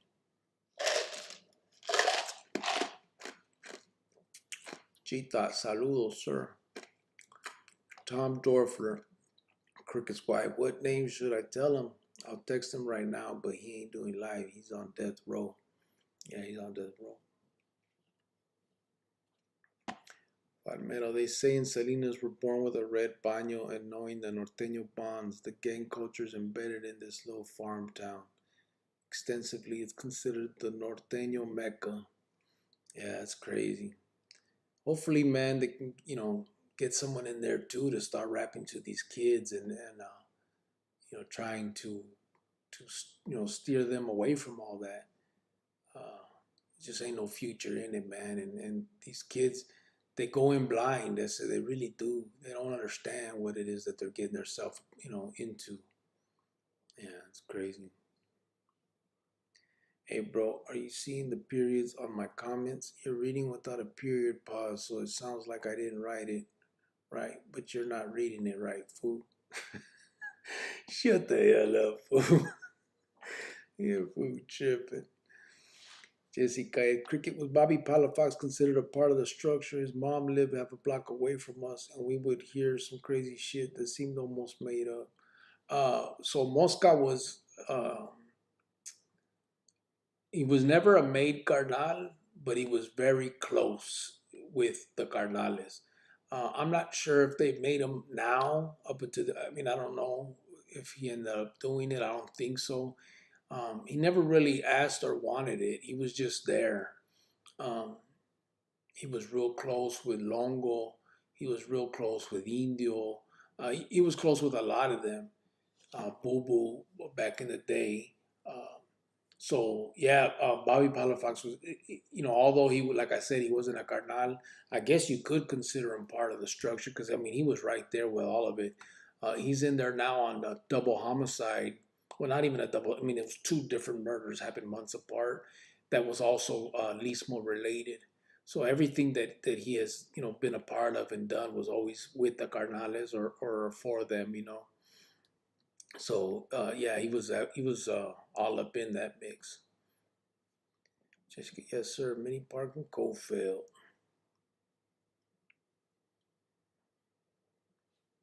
Yeah. What? Oh my God. Time Jovan. Yep, yep. Farmero Salinas has calmed down a lot, thankfully, but I had to get out of there. I don't want my kids following my footsteps. Yeah, I hear you, Farmero. And that's the thing. Um, when we can say that about our own kids, I know it's tough. We all got our lives and shit, man, but we got to try to do whatever we can for all the kids. You know what I'm saying? Like whatever we can put out there, um, you know. And I know everybody ain't got time, ain't got the you know, people are living their lives just like me. I mean, I'm trying my best, but I work a lot and all that too. So this is kind of my this is my way of doing it. I'm trying my best to spread it and get it, to a point where we can go 100 on it. Obviously right now, job, bills, all that holds me back, but I definitely hope that we can get this thing um, moving like a machine, you know what I'm saying? Get it bigger and be a lot more involved with these morros, get these kids to really look at this lifestyle and see it from our point of view because we're able to teach them with our own, with the lessons that we've learned.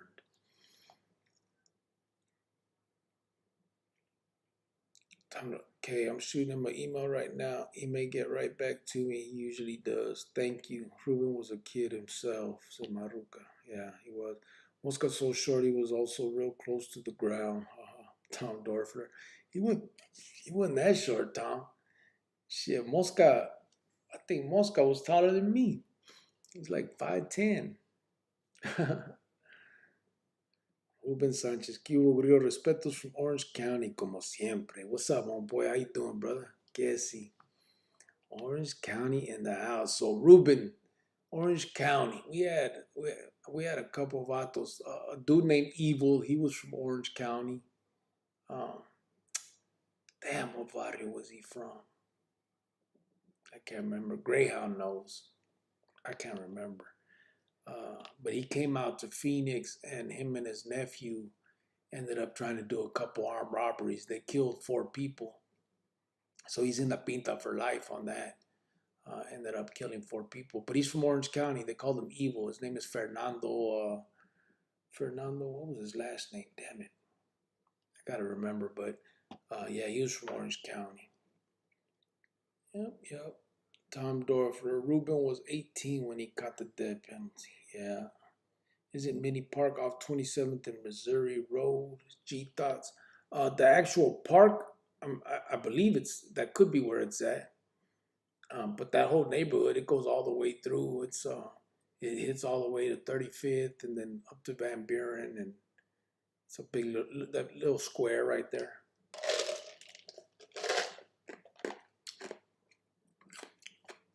When I met Ruben, he didn't even shave yet.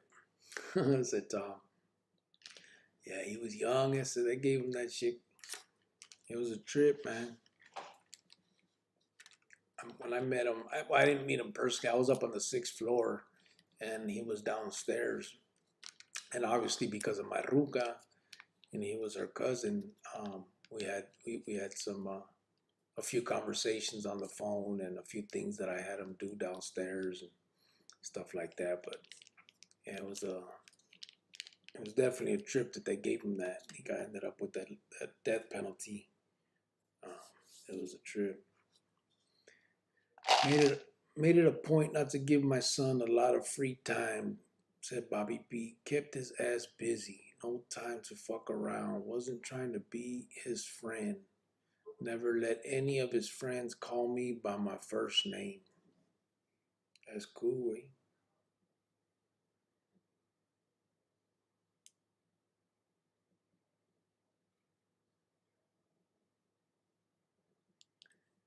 John Hollywood. What's up, homie? I like you still. Right on, brother. Appreciate that. I like you too. Te vato. Oh, okay, okay. Your estilo, damn, auto spell check. Okay, you like my estilo. Órale, gracias. Wasn't their friend either, said Bobby. Gordo said, everyone's taller than you, said my son. That's my son right there talking shit. See that, Bobby B? That's what happens when you let him just run around, run amok. Good thing you didn't let your son act like that. Oh, shit.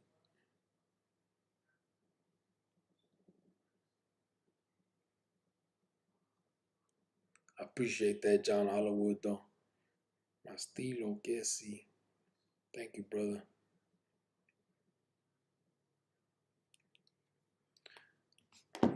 Thank you for that. Um, you know what? Homeboy from Orange County, Ruben, you still there? You know, I was also torcido with that vato Oscar. What's his last name? Started with an M. The one who they just, I seen a story the other day on one of these channels where he just whacked himself, but he was involved in the Sana case. Um, damn, Oscar Moriel, is that him? I remember he had tattooed on his back Aces. He said he was from Delhi, Aces.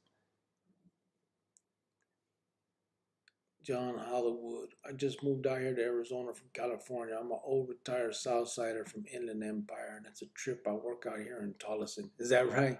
That's where I'm from originally, from Tolleson, eh? Um, my jefito, I mean, my jefito, my one of my carnales is the city manager of Tolleson. Um, but that's where I grew up. On and off, I was in and out with my jefita, but it sure has changed. They put those little lights everywhere and call it Paseo de Luces or something. But yeah, it's firme. Bobby B, you like cricket stilo? You must dig Shrek stilo big time. Fucking Bobby B talking shit. Ray Diaz, LOL, your son made me laugh. Bobby B, that's what's up. Gordo was in football and soccer, and I definitely handled that butt whooping. LOL.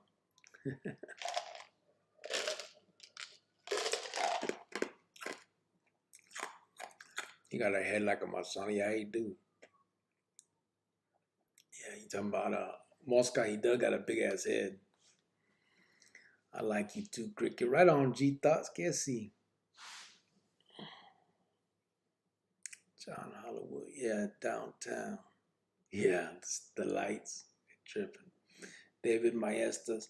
I used to kick it with some vatos from the OC Santana and a homie from F Troop. Oh, that's where, yeah, okay, F Troop.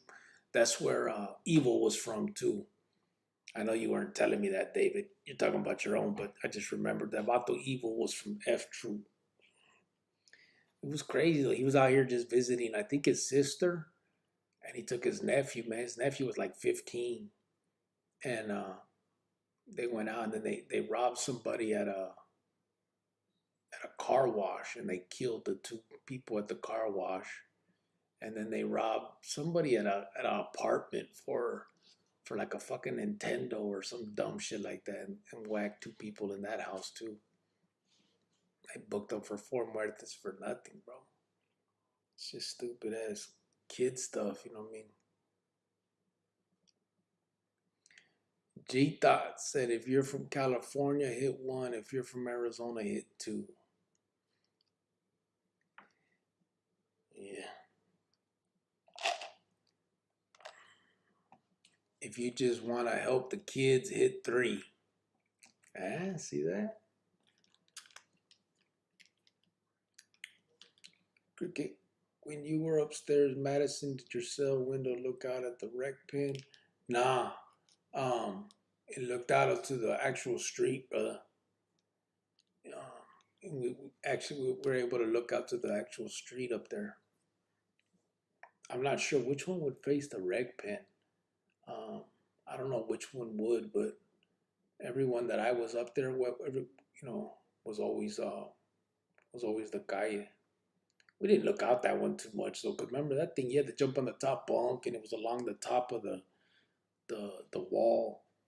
Um, the best part to look was the on the end of the theta, the windows right there looking down. And then some of those, I remember the pot I was in, one of them, you look down and you see the stairs where the visitas came in and out. So be able to see the ruca when my ruca would come visit and shit. We could talk to them too. We get toilet paper and make signs on the window and talk to them and shit. That place was dilapidated though. It was falling apart. I remember, but there were people were sending clavo up through with straws because there was holes in the wall and shit of our cells. So you could send a string down and then bring the clavo in through from the street. It was crazy. Michael Michael's Auto Repair put one. Yup, San Diego. Hey David, did you know Martin Serrano from F Troop? His old lady's name was Sarah. They called him Marty. Tom Dorfer, two. John Hollywood, one and two. Orale. Gordo put four. Ray Diaz, three. Cassie. Ray Diaz switched up. That's what I'm talking about. Constepec, 38, put one. Ruben Sanchez, I just sent you another message. Yes, my neighborhood is right next to F Troop. Yes, I knew that guy Oscar. I guess he killed himself. Yeah, that's what I heard. That's what I heard, bro.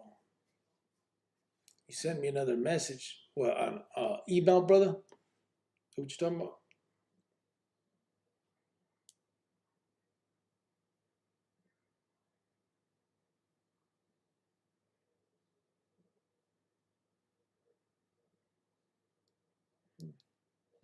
I didn't get no email if that's what you're talking about, Ruben. Miguel Mejia, none of the above, lol. Pedro Rodriguez Carrillo, one. Tom Dorfer, shit. Remember when them fools escaped after them damn windows? Yeah, in the Madison. Yeah. Cheetahs cricket. Do they call you cricket because you could play a violin using your legs and toes? Shows how it's done. Yeah, that's not really how, bro. I'm not sure why you would want to see me do that if that was the case.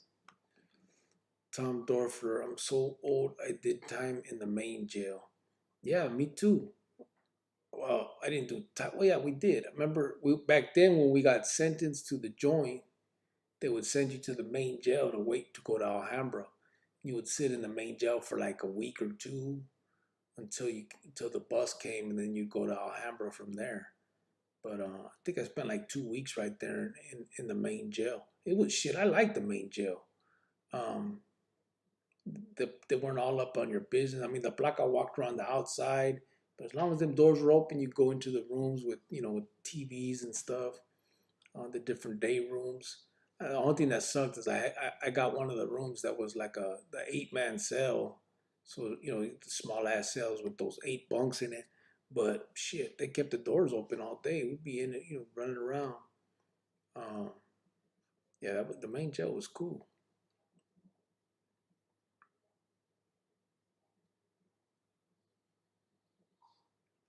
Bobby B said, Ruben, did you know Marty Serrano from F Troop? Greyhound's Wife 5. David Maestas, Bobby B, that name's ringing bells. I used to do tacos for them, and we went and partied in TJ. It was years ago. Bobby B did time here in Arizona. What is cinco? Abato es más bien. Más bien. Ruben Sanchez, nah, right here on the chat, I seen it go by. I guess you missed it, Carnal. Nah, this thing sometimes, this thing is stupid, bro. The YouTube, like they won't put it on, bro. Like it won't, for some reason, like someone will tell me that they sent me I don't miss them, bro. I'm go one after another. Um, and I try, like I said, they'll put it on. Like people will tell me that, man. Hey, I sent you a thing and you missed my chat, and it's not there, bro. I just look back again right now and there's nothing there. It's weird, bro. I don't know how they decide what goes on and what doesn't. It's stupid. John Hollywood, there's a prison off the 10 and 303 by Buckeye. Is that a good prison or a PC prison? Um, that's actually in Buckeye. That's actually the Buckeye joint. It's called Lewis Complex, and it's a mix, brother. So that's the one. It's a big ass joint. It got I think 7 or 8 yards on it now, and uh, some of them are PC. They have a few. They kind of have a distinction now. So they have the dropout yards where it's all like ex STG members and all of that stuff. And then they have the other one. They have the PC yards, which I mean it's one and the same. I know, but it's just how they did. They're kind of a little bit different in there. So they have all that. They got the dropout yards, the peseta yards. Then they have something now that they're calling the integrated housing units. And those have been green lighted by the EMA because they're the ones where the vatos are signing a waiver and agreeing to be celled up with other races. Prior to that, even the administration, all of us, they would make sure that you were with your own race. It wasn't like an actual policy, but it basically became um, like kind of a policy on how they did that, right? So I guess a lawsuit out of California um, went to the Ninth Circuit, and they made it so that you can't do that. So in Arizona, the courts gave like a certain amount of time that they have to implement this stuff. So that's what they ended up doing. They ended up um, making these yards, telling people, hey, if you agree to go to these yards, uh, they're giving them like incentives. They put like video games and stuff like that on those yardas. So these dudes are signing to go in there, and the M, green lighted them or whatever. But they're saying basically in like another year or two, it's going to be mandatory to be on those yards anyway. And if you refuse, they're just going to lock you down. So I'm not sure what's going to end up happening with that. But I think that's what Buckeye has mostly, bro. Those type of yards. I think it has a couple that are still like normal yardas too, but I'm not positive.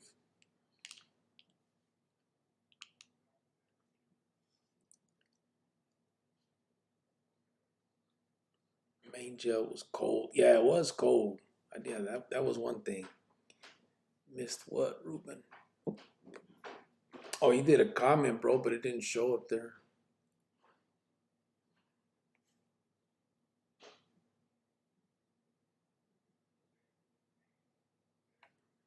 Oh, 10:17. Let me just see if I can see it.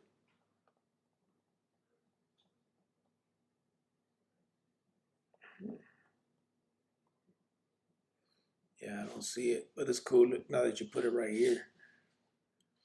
Um, G Thought said, I like that. A good prison. Tom Dorford, man, I remember going to court at 3 in the morning and getting crammed into main jail, 500 dudes deep in a cell made for 30. Yeah, that sucked.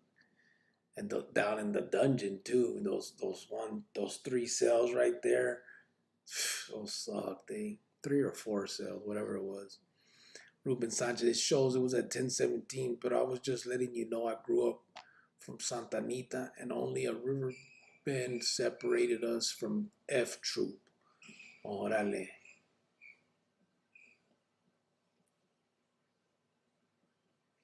G Thoughts, hit your likes, ladies and gents, he said. Órale, gracias. John Hollywood, same shit like California. Yeah, it's a bunch of yards. The trip so close to the freeway. Yeah, they built that one in I can't remember what year they started it, but they opened it around 2000. I actually went there when they first opened that yarda. I got there in after the riot. We had a bunch of riots and stuff, and I ended up getting shipped over there. So it was 2000, probably towards the end of 2000 is when I got actually there, and I ended up going home from there in 2001, and it was pretty feeding, bro. When I first got there, they weren't bad yards.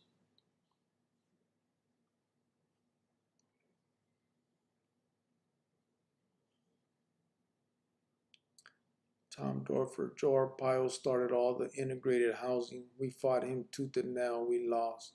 Yeah, well, they did that there too, but this is now like an actual lawsuit that went through. So now, like the DOC is doing it, and they have a certain time frame where it has to be done throughout. So DOC is trying to get a hold of ahead of that shit, and offering it to people with these incentives, bro. Like serio, like they ended up putting like Xboxes in the pods and all kinds of stuff, bro. They do food orders and like all kinds of stuff so that only on that yard on those yards though. But if you want to go there, you gotta agree to sell up like that. So I mean, I don't know how they're doing it in there or not. I don't know if after you're there, if you can request to be with somebody else. Like if you have a good friend you want to be with, can you request to move? And if it's a raza, would they do it? Like I don't know if they're making it where you can't be with your own at all, or is it just at first you can't. I mean, I don't know. I don't know how they're doing it. It's crazy. David Maestas, the pinche horseshoe had to use a roll of toilet paper as a pillow. Yeah, I know, man. The metal bunks. Yeah, the horseshoe was a bitch, bro, too. Towards the end, that my last few times going in, I didn't have to go to the horseshoe because I was STG'd. And they would just, I would still go there, but they'd have me like in the rubber room across from those big ass cells. So I'd be by myself in there waiting, and I'd only be there for a few hours, and then they'd come down and grab me, and I'd go up to the 6th floor. While the other vatos had to spend fucking 3-4 days down there just crammed in there. That shit was crazy. Bobby B, you remember that white boy Roger Helms killed his family? I remember Angel Molina doing some sadistic ass shit to him in county jail in the juvenile unit. Is that right? I don't remember. I don't remember that dude. I remember the name. You saying the name, it like rings a bell, but I don't remember from what. It's crazy. She thought, wait, what, a 3 or 4 sex dungeon? Can you elaborate? Was there chains and whips in there? What the fuck? What are you talking about? G thoughts? Three or four sex dungeon. Who are you talking to? Someone said something like that? Get out of here.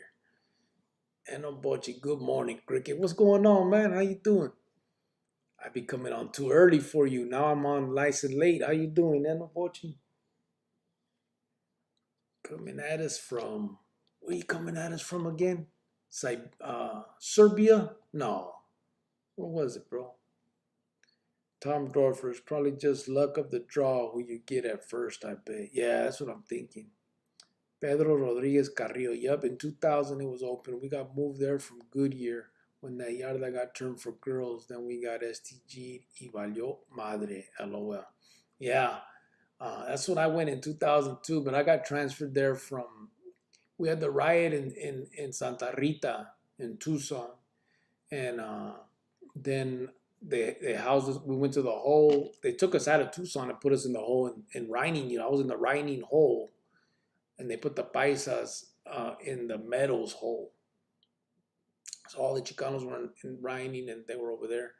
And then once we were done with that, they shipped me over there to, when I got reclassed and everything, over there to, I think it was, the first one I went to, I think was Barchi, bro. Because I was on both Barchi and Steiner. But I'm pretty sure the first one was Barchi I hit. And it was all right. I stayed there for a few months, and then some hale happened, and I got locked down for a 2A investigation on that. And when they released me from that, I went off into Steiner. Yeah, it was true. I didn't mind, but Buckeye was okay. Tom Dorfer put, I know Roger personally. Why did the MLF Fabio Gomez stay in GP? That's what I always wonder. Who the hell's Fabio Gomez? I don't know who that is, bro. Who's Fabio Gomez, bro?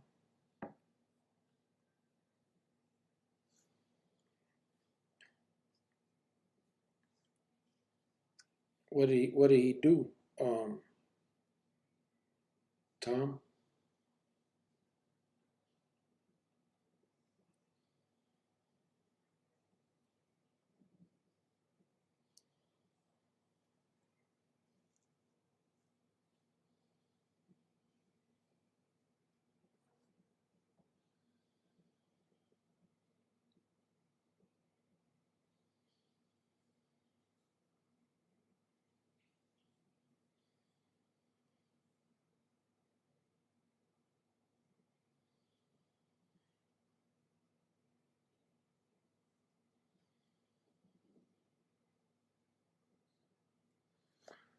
So I looked up this Fabio Gomez, but the only one I'm seeing is one with a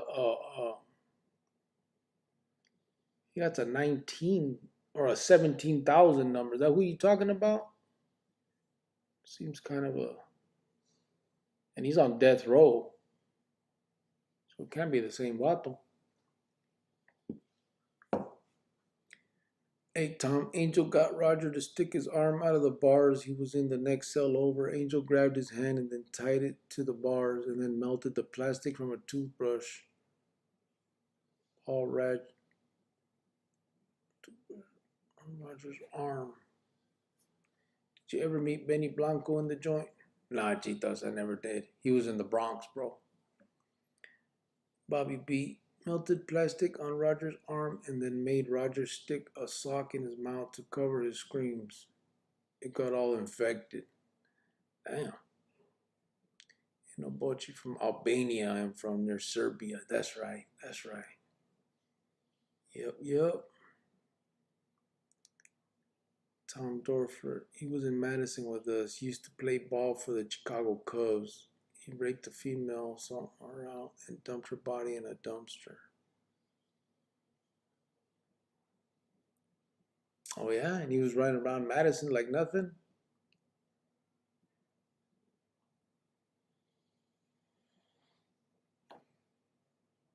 I see he's on death row.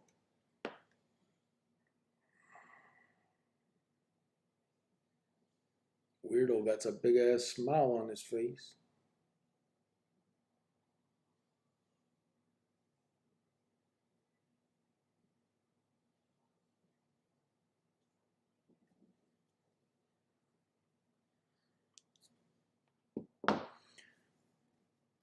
David Myers, Benny Blanco from the Bronx, lol. Tom Dorfer, yup, that's him. No, Tom, got the guy wrong. That's not Roger Helms. No, I know. He was talking about the other dude, Fabio.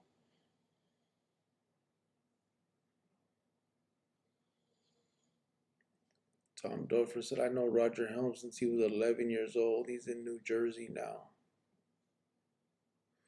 Probably be Roger Helms with a kid in Phoenix who was adopted. He killed his adopted parents and his sister. He was like 16 at the time. Tom, he was no baseball player.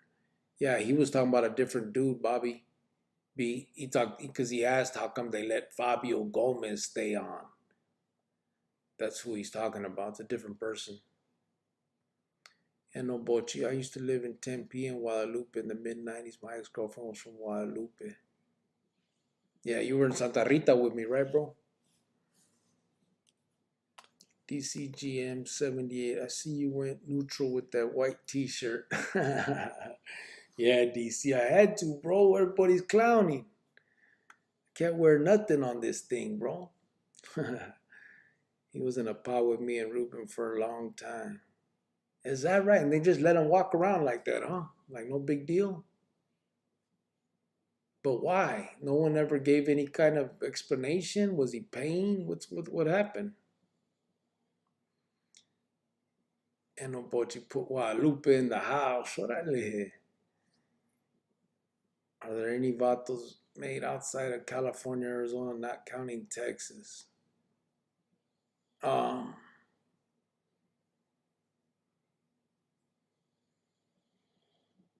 you mean like carnales that are like uh California or Arizona carnales, but from a different state? Is that what you mean, or if they were made in another state, bro? G thoughts. Fabio Gomez played for the Cubs, said Tom Dorfer. Roger Helm was my cousin's boyfriend when he killed his family, Bobby. Apostle Paul, do you guys know what happened to the Maryville shooter? I remember they said they caught him.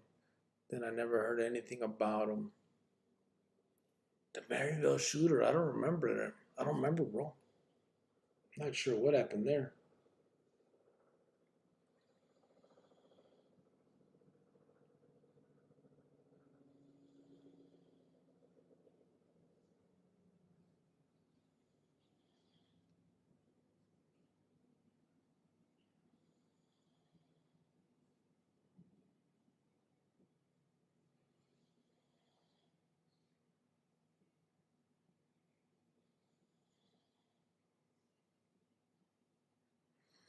Yeah, I'm not sure what happened there with the Maryville shooter. I was trying to look it up right now. I don't know. Trying to see. She thoughts or Bobby B. Oh, okay. Roger made it out. Tom, how the fuck did that happen?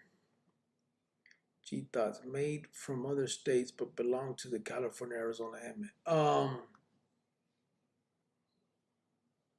So I think I hear that there's one in the feds right now that they made for Arizona, but he's not. I can't remember what they said he's from though. I gotta try and get that info again. But I know we had in Arizona we had carnales that there was uh, one from Texas, but he's in Arizona, and then a bunch from California that were Arizona. I can't think of any, brother, any like that right now. Nah, they're just from out of state like that. I remember that they arrested that white boy. He sued the state, got his money, and then they found out it was a little skinny Mexican dude. Oh, and the Maryville shooter? Tom Dorfer said no, he isn't out. He got three different 99-year sentences, but they're working on trying to get him out due to that new law about juvenile sentence like that. You dig? Ruben Sanchez, Grillo, have you tried to do they let you speak to any of the youngsters in the juvenile hall where you're at? No. So here where I'm at, I haven't because I haven't been able. I don't have any real like contacts like that, and I haven't reached out. I'm not trying to blow up my spot. You know what I mean? But I'm hoping to be going. I'm gonna be going into Adobe Mountain in the next few weeks.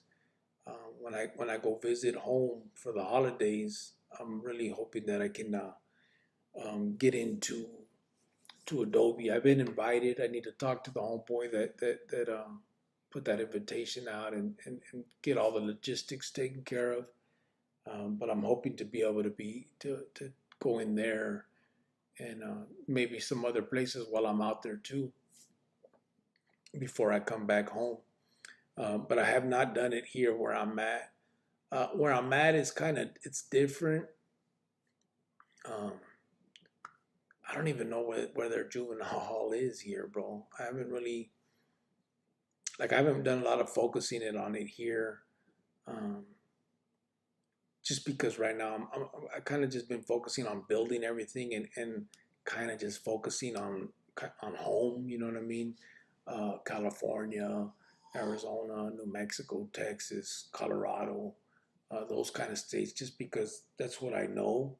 So that's kind of what I've been trying to reach out and get different um,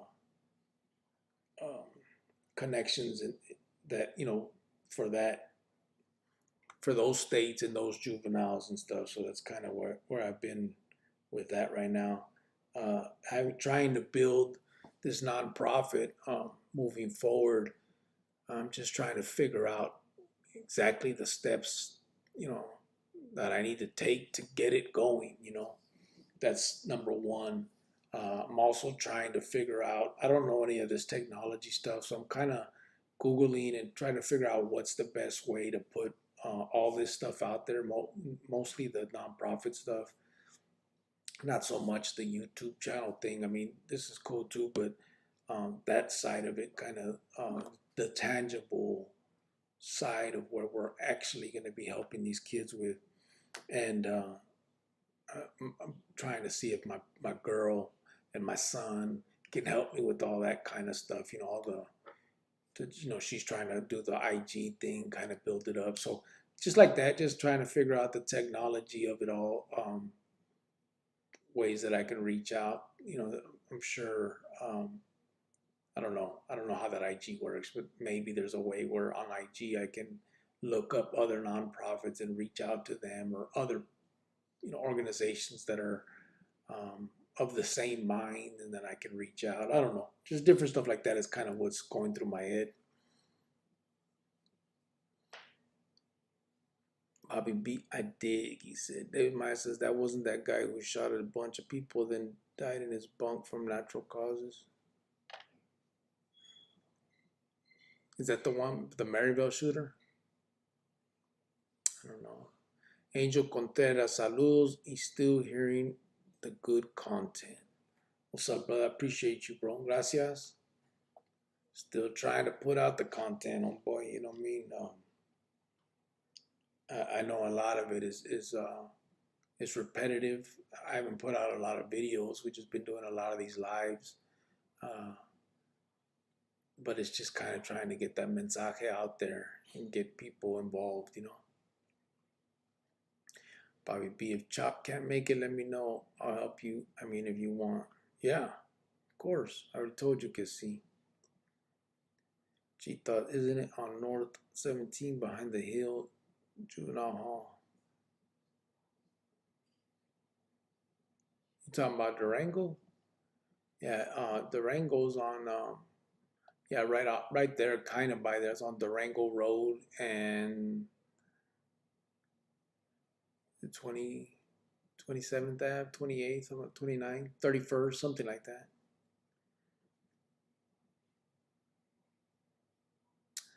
John Holloway, have you ever tried to reach out to your homie Chico? Or do you plan on trying to? You got to seem close. According to your stories, reminds me of me and my best carnal that got lucky and made it out. Chico, you mean Chino? Um, I haven't tried to reach out, bro, because they got him on that non-contact stuff. I'm not sure how I would go about it. But we were really, really close at one point. Uh, I mean, some of the stories I could tell, I swear, our rucas used to trip out on us how close we were, and we clown all the time. And um, yeah, we were real close, man. The problem is he continued, bro, and he went off and did that, and I'm not even sure if he would want to hear from me anymore. You know what I mean? Um, so I guess it's one of the things that holds me back. But I've put money on his books like a while back. I did that. I figured out how to do it, and I did. And I did it kind of anonymously. He probably doesn't even know who it came from or nothing like that. I just felt bad. I don't think them fools look out for him, and I don't think he has a lot of people that do. You know, he's out of sight, out of mind, and no future. You know, no never getting out, and so I did that. But as far as reaching out and all, I mean, I would love to. I just don't know. I guess I worry about the response. I guess may not even be one.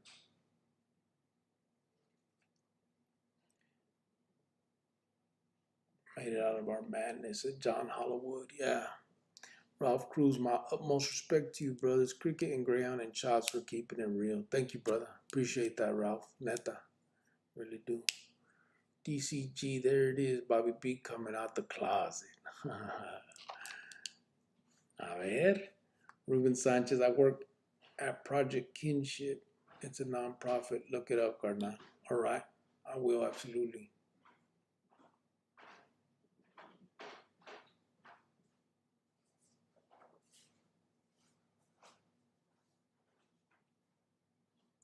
Robert Lopez, what's up, Cricket and Fam? Late night tonight. Yeah, it was, bro. Tonight we got I got started late and just doing our thing right here. You know what I mean?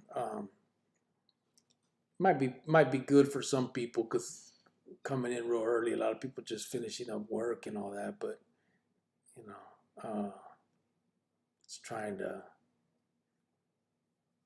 switch, change it. Nah, I didn't do it on purpose. I was waiting on Chopper, bro, and things fell through. But I'm trying to. Sorry, fellas. I'm looking up this Project Kinship that homeboy was talking about. So, hope lives here.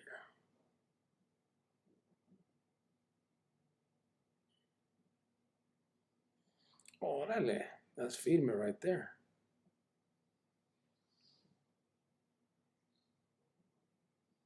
Yeah, that's cool. I see that, Ruben Sanchez. That's firme right there. What you're doing right there too, man. Yeah, I hope to be able to get mine going and really start reaching out and doing actual outreach. You know what I mean? Tom Dorfler, he talking about Adobe, bro.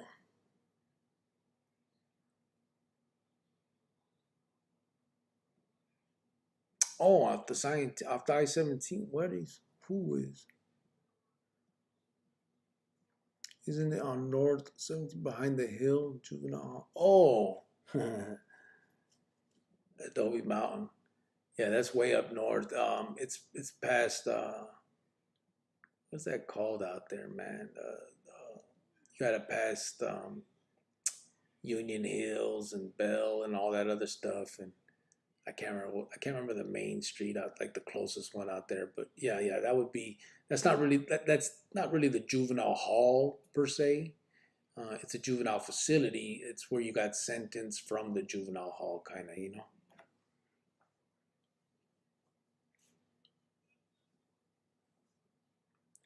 No, isn't it called Adobe just outside North Phoenix on I-17? Yeah. G thoughts it is. I thought you were talking about because Durango is kind of off the 17 too. But yeah, I had it. I, I misunderstood. Yes, it is. That's Adobe Mountain and Black Canyon right there.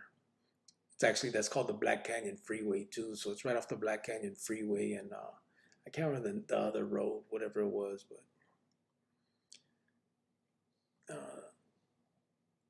Bobby B, 35th Avenue, Durango, Juvie Hall. Yeah. Tom Dorfer, G Thoughts, you are correct. Yes, Tom, Adobe.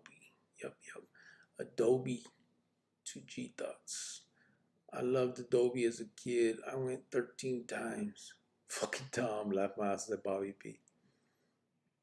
John Hollywood, much respect to you. Drop a one liner to him. You're never going to know till you try. Yeah, that's true. That's true. G Thoughts, 2800 West Pinnacle Peak. Yeah, that's the one. Pinnacle Peak Road. That's the main one right there. And he put the whole address. G Thought. Tom Dorfer, I remember violating juvie parole and rolling into the yard at 3 a.m., hit Cottage Bravo, and get a standing ovation from all the homies that would be at the door seeing who violated. Fun time. Yeah. They took my ass to Silmar Juvie Hall, said G Thoughts. Silmar. Robert Lopez, wish we had a big homie like you back in the day to help us get away from the streets. Yeah, you ain't bullshitting, bro. I wish that too. I really do. I mean, so I think that would have carried a lot of weight. Just because I remember, bro. I remember the vatos that they used to send to us to talk to us about all that, and I can't remember what organization. It might have been.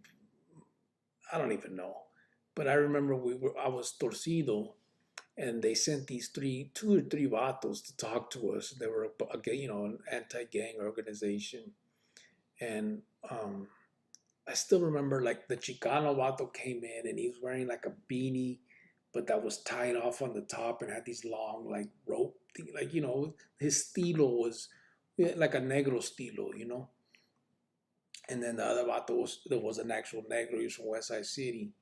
I don't know where this dude was from, but either way, they were both only like maybe 20 years old. And then they're coming in there and they're telling us like, about getting away from gangs and why we should and all that. And in my head, when I'm looking at them, I'm like, come on, bro, you motherfuckers ain't never done shit. Like, who the hell are you vatos? You know what I mean? Like, it didn't resonate with me because I didn't see myself in them. You know what I'm saying? Like, um, and I think that was the big disconnect there. Like, you can't have a psychologist talk to you about gangs. You can't have someone, I mean, you can, but the kids aren't going to feel it. You know what I'm saying? There's no connection there. And I think it would have been um, huge at that age to have, and forget about the carnal shit, forget the MS stuff, just someone that had done 20, 30, 40 years that could come in there and tell you the real deal about the pinta, the clica, all that stuff. You know, they can kind of, just from the juvenile stuff, they can say, hey, Holmes, um, since you've been torcido, how many of your homies have wrote you? How many have gone to your Evita's house and checked on her? So at that point, you already know what they're going to say. Well, none or one, whatever. And then you can say, yeah, well, when you go to the pinta, it's even less than that. That no one, everyone, the first year you may get a huila or two. Um, but I'm telling you, after this, after 5, after 10, after 15, and then you can bring up other things. Do you enjoy your Christmases? Well, guess what? That's gone. Do you enjoy, there's so many losses that we experience in there that something may resonate with them. They may not all have, look forward to Christmas or like Christmas seasons and all that shit. So that might not be the thing, but there's so many other highlights that we can tell them about, that we went through and that we felt, and even if they can't hear it from me, like if I, they don't think that my life is as bad as what, that, like whatever, then someone else that's right there with me can tell their story. And everybody's example, somebody, one of these kids should be like, damn, that's fucked up, he went through some shit, you know what I mean, like, period. And then maybe reflect on that later and be like, man, I don't know, man, I don't know if I want to do all that, you know what I'm saying? Like, that's the ideal situation. Whether, I don't know if this is, me just dreaming, but I mean, I know for sure it would have probably impacted me. Whether it would have changed me, I don't know. Whether I wouldn't have done what I did, I don't know. I can't say for sure, but it would have definitely impacted me. I wouldn't have had the thoughts that I did and that I still do about those two vatos that came to see us. You know what I'm saying? That wouldn't have been. I could have said, man, yeah, man, some OG vatos came and talked to us. Vato did 20 years, did this. You know, it would have been a different story than what I always remember about them two lames. You know what I mean? It was just like, come on, you can't send some wannabes to talk to these vatos that are really in the juego. Um, it just wasn't part. It was like, come on, get out of here. These dudes are just dressing the part. So it was a trip. Robert Lopez. Instead of stick, rob, and bang for something that wasn't ours. Yeah. Deer Valley and Pinnacle Peak. Durango's like the county jail and Adobe's like prison. Yeah, for the juvenile. Yeah. Ruben Sanchez, I don't know much of this technology either. I was gone for 17 years. I've been out a few years now, but a lot is still a struggle. If we can get in contact with each other, that'd be firme. Ruben, just email me, brother. If you can email me, then I can get you a number or something. We can rap. Hey, it's the email is prisonchronicles1@gmail.com. Altogether, prisonchronicles1@gmail.com. And if you email, uh, I can, I'll respond obviously, and I could send you a number to call, or you could send me a number to call in your email, and I can call you and we can rap. But yeah, absolutely. Tom Dorfer, I started going to Adobe because my parents were extremely physically abusive. I'd violate for running away. Now at Adobe with meth heads like you gangbangers, lol. And the COs couldn't touch us.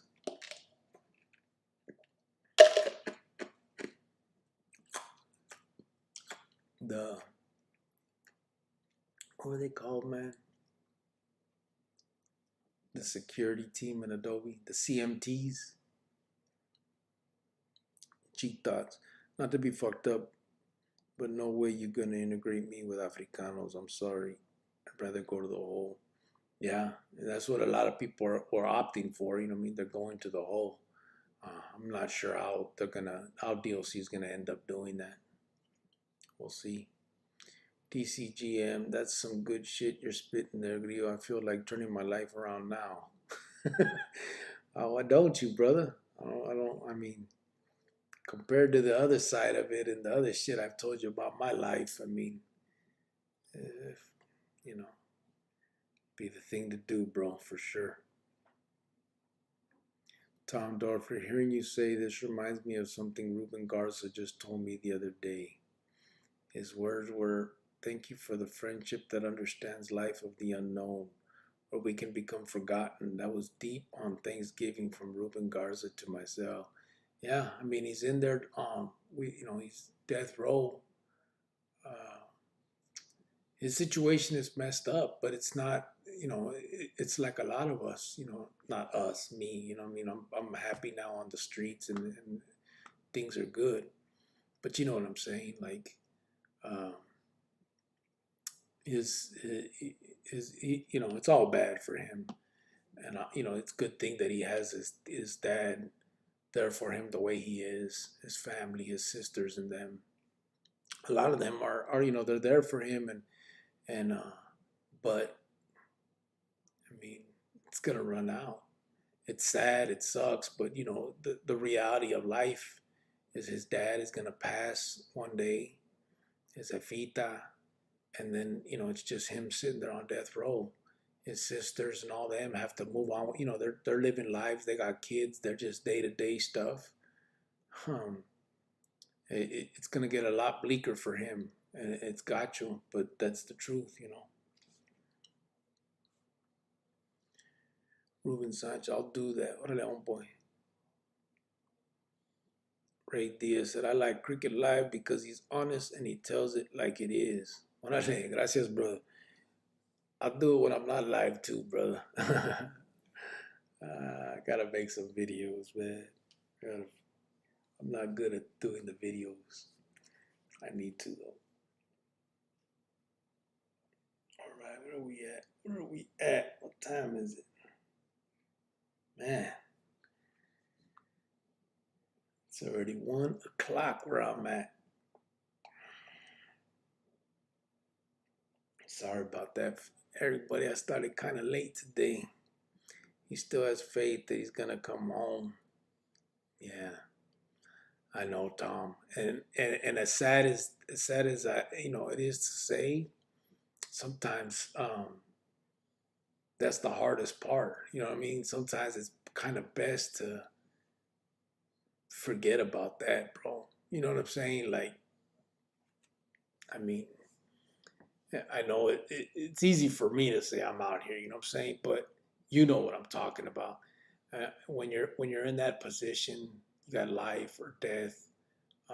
Like, I mean, I was facing the death penalty, and I know I didn't get to the point where I got it or anything, but about a year and a half there where they were seeking the death penalty. I was going to death row. There was no beating that. Um, I knew that's where I was headed, and I was kind of resigned to it. I was just like, fuck it. I'd rather do that than life, in there. Um, Better just do a few years, let them whack me, and I'm good to go. You know what I mean? And that's kind of how I felt about it. Just like, well, it is what it is. I'm done. Um, I couldn't imagine sitting there every day hoping and wishing and thinking and looking at your paperwork and saying, I know I can beat it. I know I can do this. I know I can do that. Um, they got this wrong or they got that wrong, or all the things that we prisoners do to try to change or, change the situation, with our hopes. You know what I'm saying? We how it is. Everybody hears it, bro. Everybody's gonna get out. Everybody's not guilty. Everybody, has action coming. I mean, that's just part of that vida. It sucks, but and sometimes that hope is the worst fucking part of it all.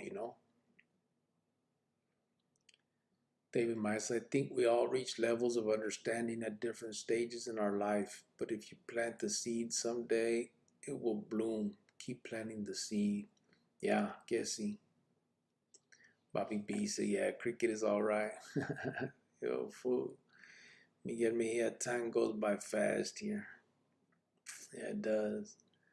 Tom Dorfer, he hasn't accepted his fate, and it gets hard to rap to him. He talks about him and I are gonna do like road low riders when he come home. What do I say to him? I get lost for words. He's so kind. Yeah, that's what I'm saying. And I have those same conversations with some of these brothers um that have that, that it's again, I mean, it's hard. It's because you don't want to. I mean, you don't want to be the one that be, and then you'll be the bad guy if you did anyway. You know what I'm saying? You can't be the one to say, "Hey, brother, open your eyes. It ain't happening. You're through." You know what I'm saying? Like that's just you can't do that. But we feel it. We know it inside. Like it's like you're holding on to something that ain't never. You're holding on to a dream, bro. And it might be better to just accept your fate and try to do something as you know as good as you can and as positive as you can from your existence now. You know what I'm saying? Um, and again, it's easy for me to say, bro. I'm out here. Uh, it's that's not. I do not envy that position anymore. You know what I mean? I don't know. Like I said, I've been out here I'm going on 6 years. I've been on the calles. Um, the death penalty trip was a quick thing, and I knew after almost 2 years that wasn't going to happen after all. Um, that I was gonna just be. Uh, I I thought after that it was gonna be a life sentence. You know what I mean? I didn't know I was gonna have that was gonna end up with the deal that I got. But at the very least, I knew that the death penalty was off the table after a couple years. And so the rest of my time, I mean, it was like, okay, well, I'm not gonna die after all. That's firme. Now let's see where we go with this. And once I knew I had a date, bro, or that a date that I was gonna have a date, um, it was pretty easy from then on. You know what I mean? They were just like, well, okay, let's roll. Whatever the amount is, I'll get over it. But I knew daylight would be there, so it was easy for me. You know what I'm saying? At that point. So obviously, speaking on it again about homeboy or anybody in that position, life, death, 20, 30, 40 years. I mean, we're talking an 18-year-old kid that got sentenced today to 20 years, thinks his life is over. And he ain't. You'll be 38 when you get out, brother. You're cool. You still got time. You got life. Just do something positive with yourself inside. Learn some shit. So when you get out, you're not just lost. I think a lot of the problem is that people think that 20 years or whatever that's it. They're done. So they give up and they stop trying. And then they're in the pinta. They just work out and eat good and watch TV and do all that, but they don't do anything to better themselves because they don't see a point. They feel like, okay, 20 years, that's my life. Then they get out at 38 and they don't have a fucking skill. They don't know shit about shit. And here we go again. So, yeah, it's tough, bro. Tom Dorfer, he hasn't accepted his fate. Oh, I got you on that one. I have fought 2 life sentences, one both at trial, but that shit ages you quick. Yeah. Trial's a bitch, bro. I took that case to trial. I wasn't facing life. My max was 13. What's my max? It was my max. That would be my presumptive with. They were doing the 604T gang enhancement of 3 years. So it was 13 total that I was probably going to get if I got found guilty. And, but still, that was a bitch, bro. And when I got found not guilty, bro, I shuddered, homeboy. I was like, what the hell? That shit's cool. I didn't expect that, but it was a good feeling. But 11 days later, I was back, so whatever. Say, bro, just to fill you in a little bit, I did time from 86 to 2003, so I know most of the brothers, but it's just sad the way you just want things change. It's just so sad the way you just want things change. That last line got me, brother. It's kind of messed up, but I think I get what you're saying.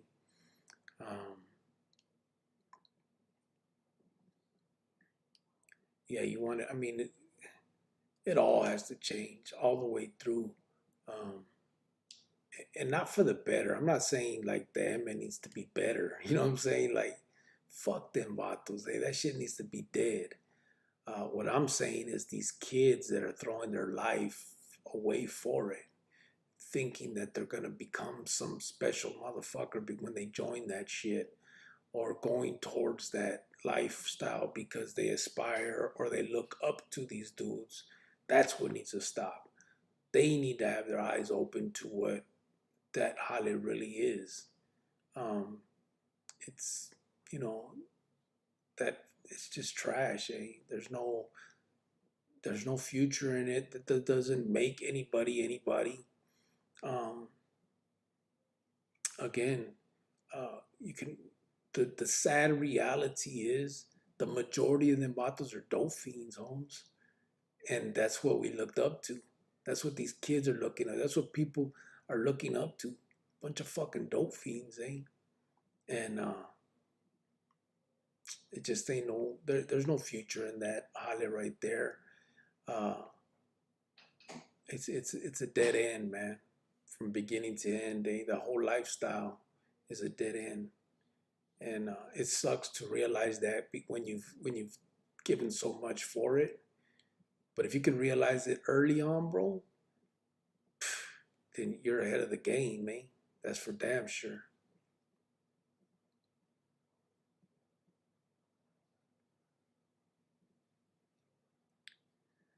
Ruben Sanchez Grillo, I sent you a quick email. I hope I did it right. It's getting late here, Carnal, so I'll be getting off in a few minutes. Gracias, bro, for the positive vibes you spread, Carnal. Can't see. Yeah, I seen it come through, bro. It showed in my tablet. As soon as I get off, I'll shoot you a numero. Ralph, the way things change through the years. No, it's you. Yeah, yeah. I mean, it's definitely changed, but at the same time, it's been the same. You know what I'm saying? Like things have changed, yes, but they were always what they were. You know, as far as the clica's concerned, it was always it was always a dead end. It was always. I mean, if you look at it, look at. I mean, even the guerra with the vieja. Forget all the propaganda that you've heard. Forget about all that. That was the clica in itself. The old M is the M. The new M is the M. It was just one thing. It split within itself and fought itself. So even that was killing each other. You know what I'm saying? Like killing their own. There's never been an outside enemy. It's always been us killing each other. That's it. I mean, I don't care what excuse or reasons you give. He broke the rules. He walked away. He did drugs. He whatever. It's always the same shit. It was always us. We don't have this huge enemy that we were going. Yeah, we did. It was us. The old enemy, it was us. I mean, I wasn't around for it, but I'm just saying, like, these vatos called each other carnales at one point. And then here we go. Now they're víboras and these ones are farmeros and we're killing each other and fuck the old and fuck the new and fuck this and fuck that. And they're rapos and we're the fucking the fixers of it all. And it's all bullshit. They're us. It was always, there was no outside enemies, bro. It's crazy. Every time one of my homies get out from doing 10 or more, they act like they're still in high school. I'm glad I got a job and moved, said Robert Lopez. Yeah, and that's one of the hard things about it. I said we don't grow up in there. It's a whole different type of growing up. They're definitely, I'm sure, a lot more serious than high school. But you're right. I mean, that's the last thing we remember, eh? I was the same way. I got out when I went in. I was 17. I went to visit homeboys, and they're all like doing their own. I'm tripping, like, what the fuck, man? We can't even kick it. Like, you know what I mean? I'm thinking we're still gonna have the house parties and shit. You know what I mean? Um, yeah, it's a trip, man. Tom Door for them. It doesn't look out for raza. You just gotta be raza to join. There's the difference. Yeah, that's it. Only way to win the prison war is all races band up against the badge. Until that happens, which is never will, it will all be dead end for all races. Yeah. Yeah. It's sad but true, man. It's all a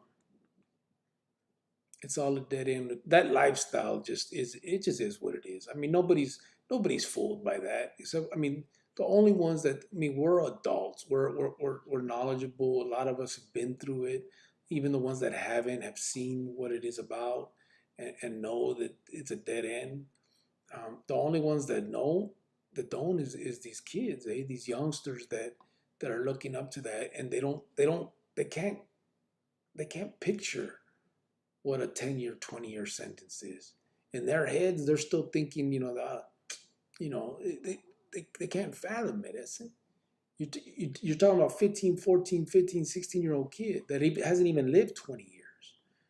So he's not thinking, I could get 20 for this. You know what I mean? Like, that's not something they think about. They're still dealing with juvenile hall shit. Juvenile hall, the longest you're going to get is some months, 9 months, 18 months maybe. You know what I mean? And you're cool as fuck when you get out from doing that. You go back to school and you're the cool one that was just in Adobe Mountain.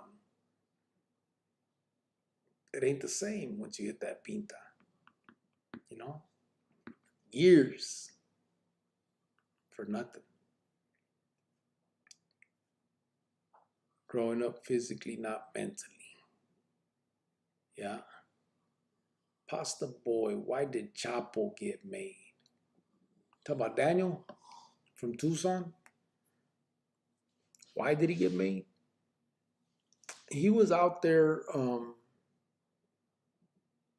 He was out there putting in work in Tucson. He was actually running around with carnales and stuff in Tucson and around in like 2001, 2000, 2001, something like that. And making feria, of course. A lot of it has to do with money. And then he got popped for that murder and got the life sentence and everything. And by then he was in too deep. So um, it is what it is. But yeah, I can't say for sure why he got made. I mean, he is there a reason why you're asking it that way? What do you mean why? Like, do you not believe he should have, or what was the situation that gets you to? I mean, as far as why, I mean, or are you asking like what he did? I'm not sure exactly on the question, brother. John Hollywood, change for the better is a good thing. Doing time in prison showings with a bunch of men is not a good thing. At least for me, it's not. You grow up eventually and realize that a change is good. Yeah, absolutely. That's what I'm saying. As adults, we can see it. It's just it's how do we get these kids to realize that and to see that, you know what I mean, before they have to go through it. You know what I mean? How can they learn from us, from our mistakes, instead of having to go through the mistakes themselves? You know what I mean? How do we teach them from our mistakes and let them learn from our mistakes? I guess that's the $1 million question. And I just think a lot of it is just, I mean, we just, it's dialogue. It's talking to them, showing them, and doing so in a way that's uh, real. You know, all that yelling in your face and acting like a fucking, that's just stupid. You know what I mean? Nobody acts like that in prison. So to sit in here and pretend like that's what it's about, and you're gonna go yell in some kid's face and do all this acting is ridiculous. They're gonna see right through that shit, and you're not gonna win anybody's uh, mind with that bullshit. You know what I'm saying? They've been yelled at enough. It doesn't change them. That's not what it is. Miguel Mejia, so vatos become carnales to kill just to be killed después por su propio carnales. Yeah, pretty much. Yeah. Pasta Boy, my sister used to be friends with him. I knew him when I was young. Yeah, he just he was running around with them, and so that was the route that he took. uh, I don't know if you know, but he just recently he renounced. He's done with it. He's in Buckeye waiting to, I think he told me he has 2 more weeks now of his little classes before they'll let him back out on the yard. And as soon as that happens, I'm hoping to get him a little more involved in what we got going on. I'm not sure exactly in what form, whether he'll be calling in or how exactly it'll be done. But he does want to be involved, and he does want to help in what we got going on. I just got to figure out a way where he can do that. Okay, bro, I'll be calling it a night. I have to work in the morning. Stay positive and keep up the great job you're doing. I'm sure you have reached a youngster already. Thank you, homeboy. I appreciate that.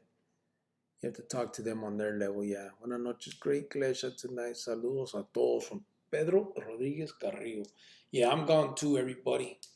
I appreciate it. I know we're not yet at the 3 mark like we usually get, but it's late as hell, and I'm sure everybody's tired. So thank you guys for being here. Ya saben, to those that donated and all that, gracias. Before I go, I want to mention one more time, please don't forget about um, the Christmas fund. We're already 2 days into December. We don't have a lot of days left until Christmas. 23 days actually. So whatever you guys can, whatever, if you can, don't forget. I mean, $1 is not too little. There's no reason to be shy about sending a buck or two. I mean, whatever can be done, it all adds up. Just send it to P Chronicles on the Cash App, or P Chronicles on the Venmo, with whatever symbol goes in front of it. And definitely, we appreciate it. We're doing our best to put some smiles on some kids' faces, and just hope, ask for you guys to help me do that. And we'll definitely do whatever we can do at the time to film what we can. Again, these are kids, so I'm not sure what they'll let us show or not show, but we'll definitely do something so they can see what's up for that. But um, absolutely, for anybody that can, again, just P Chronicles, the Cash App symbol, or P Chronicles, the Venmo symbol. If you're on a computer, not I don't think it's on the mobile thing, but on a computer you can actually on the part where it has Prison Chronicles, like the thing on the corner, it has where you can click the little button for Cash App, Venmo, and I think there's a PayPal one there that I had made a while back too. All of those are you could just click on those to make it easier if you need to. But whatever, however you can, whatever you can. Again, like I said, there's nothing too small and nothing too big. Just whatever can be done, I appreciate it, and I know they will too. Let me finish these. Pedro, buenas noches, Pasta Boy, sending money tonight for Christmas fun. Órale, gracias. John Hollywood, buenas noches, carnal. Good night, brother. How you doing? You have a good one, bro. It's like I'm getting on. How you doing? Tom Dorfler, good night, cricket and fam. Let Jafruka know. I'll let her know when Junior hits me up. It's late. I'm sure he was in bed. Órale, Pastor Boy. Good job, cricket. Thank you, homeboy. I appreciate that. Have a good one, cricket. Night. Get some rest from Ray Diaz. Cassie. Everybody, thank you guys again for being here. Appreciate todos. Have a good night.